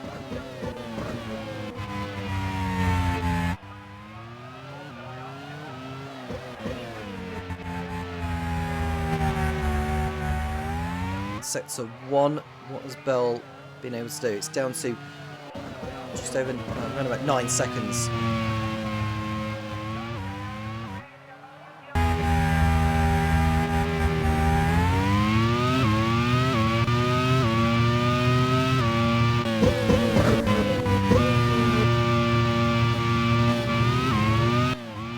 We see Hirakawa going for another spin off the track into the barrier, and that's race over for Ryo Hirakawa.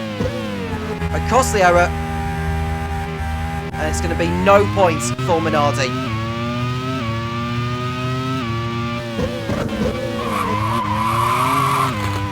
Don't know how he's managed to do that. Don't know whether it was a throttle problem or something like that, but either way,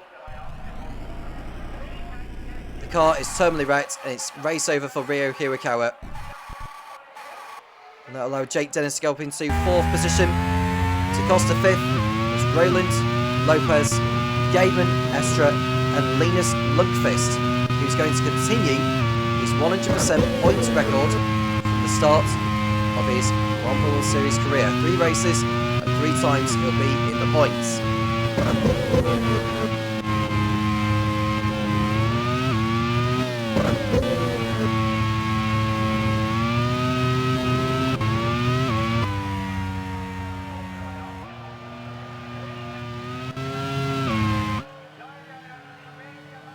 We see Magnussen.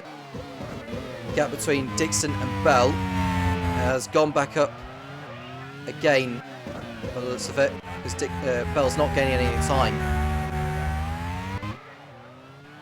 on the Kiwi. The gap is still 9 seconds.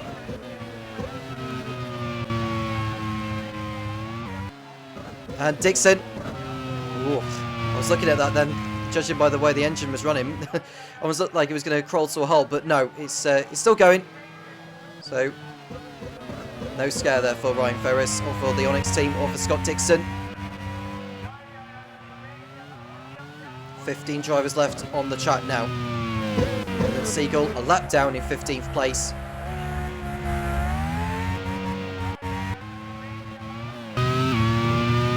Mendelson on his way, and then Seagull just wants to get to the end of the race now in his first outing. It will be a 14th place finish once Latifi's disqualification is applied.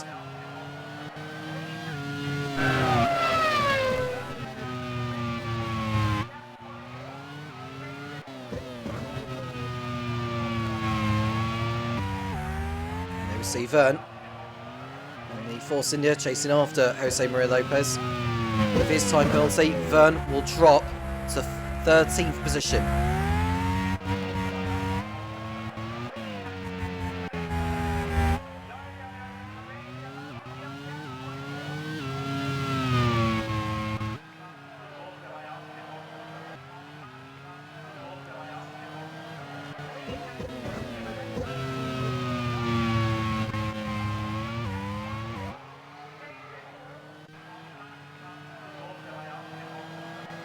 There is Magnussen.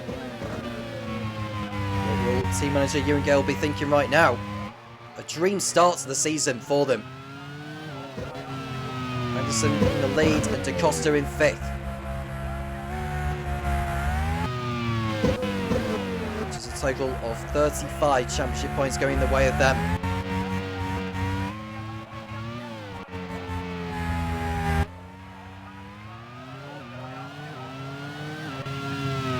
Laps to go for Kevin Magnussen, on course for his second Grand Prix World Series win. Let's go what he had picked off for AGS at the Birmingham Super Prix in Season 2. His first race back since he left the Haas Formula 1 team at the end of 2024.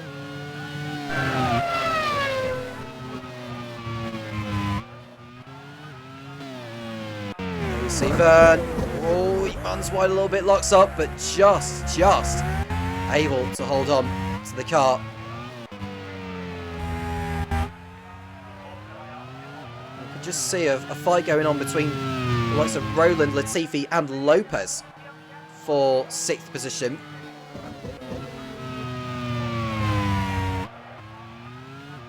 And Bell, who's got the gap down to 8 seconds between him and Dixon now, but it's too little too late.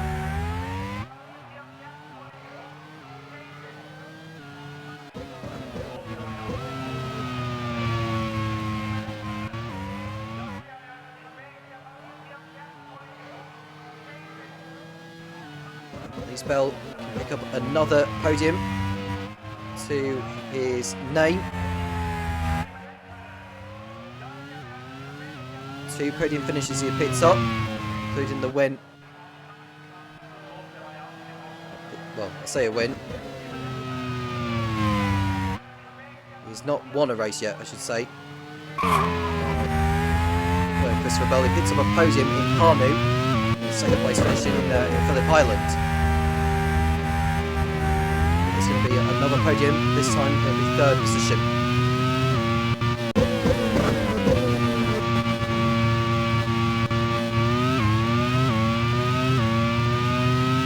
What will this mean for the likes of Prost? We've got work to do, most certainly. They will still get points out of this. Lopez will get, as it stands, 7th position and 6 championship points. But for Sebastian Buemi, 25 points behind Kevin Magnussen after the first race.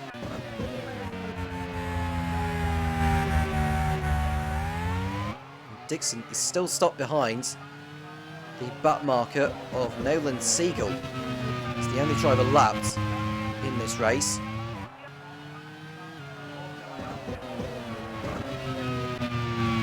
As for Christopher Bell, he's just wondering how that got away from him.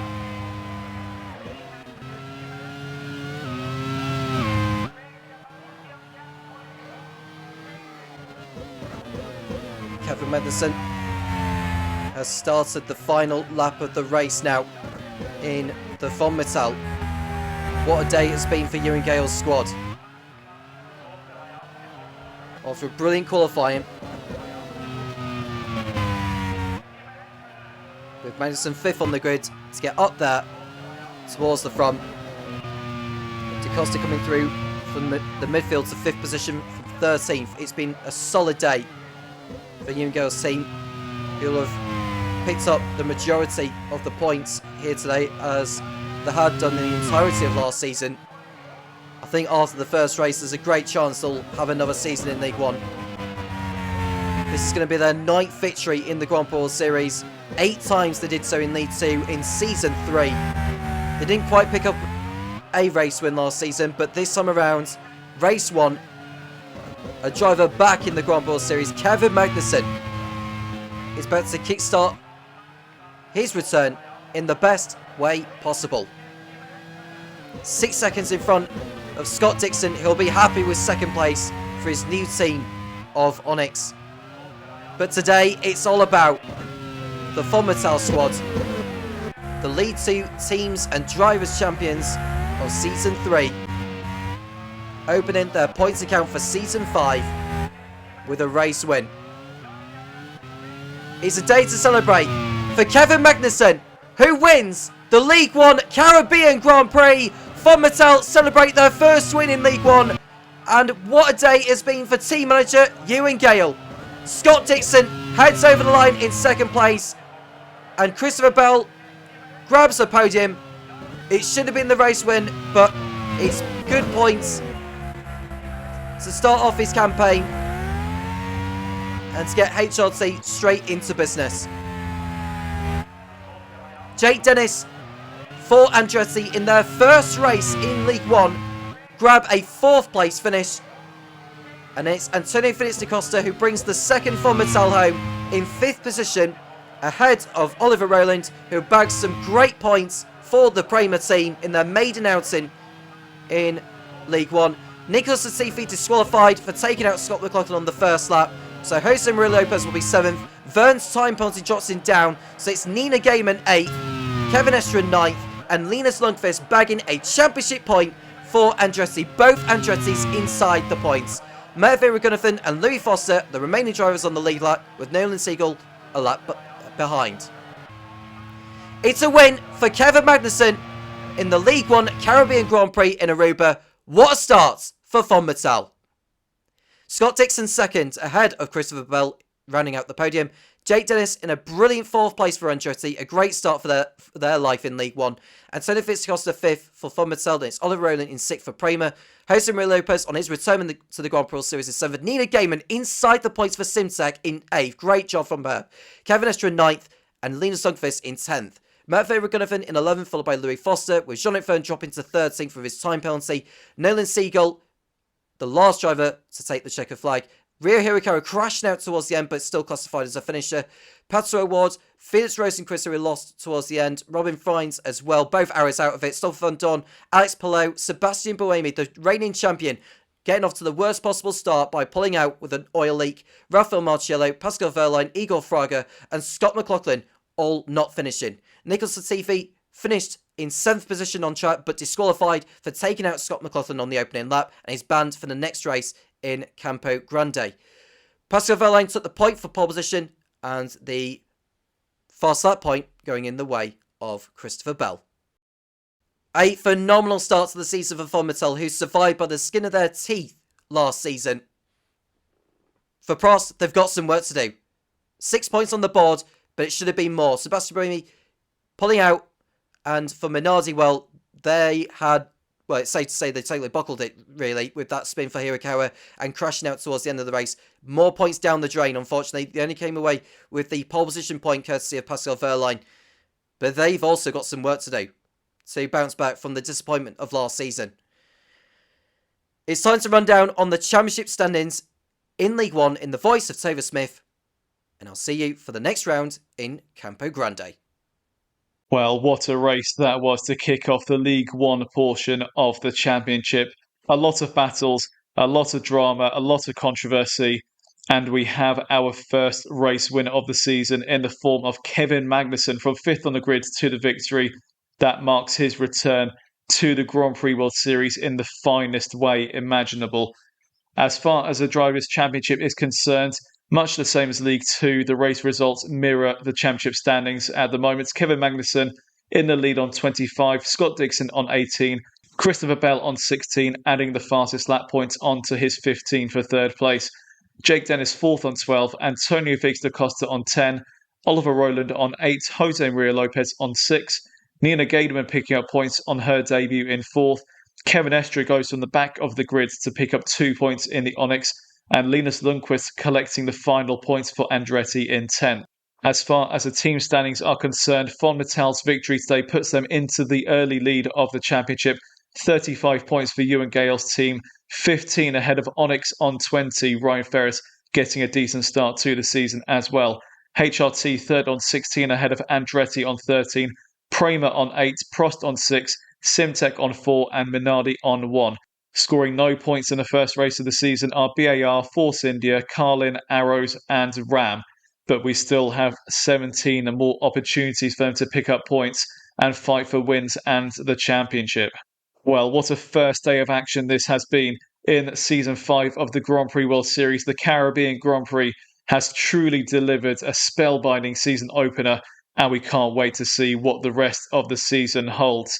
Until the next race in Campo Grande in Brazil, thank you so much for tuning in. It's been a pleasure to have your company, and we hope that you join us for the next one. Until then, I'm Topher Smith. Take care.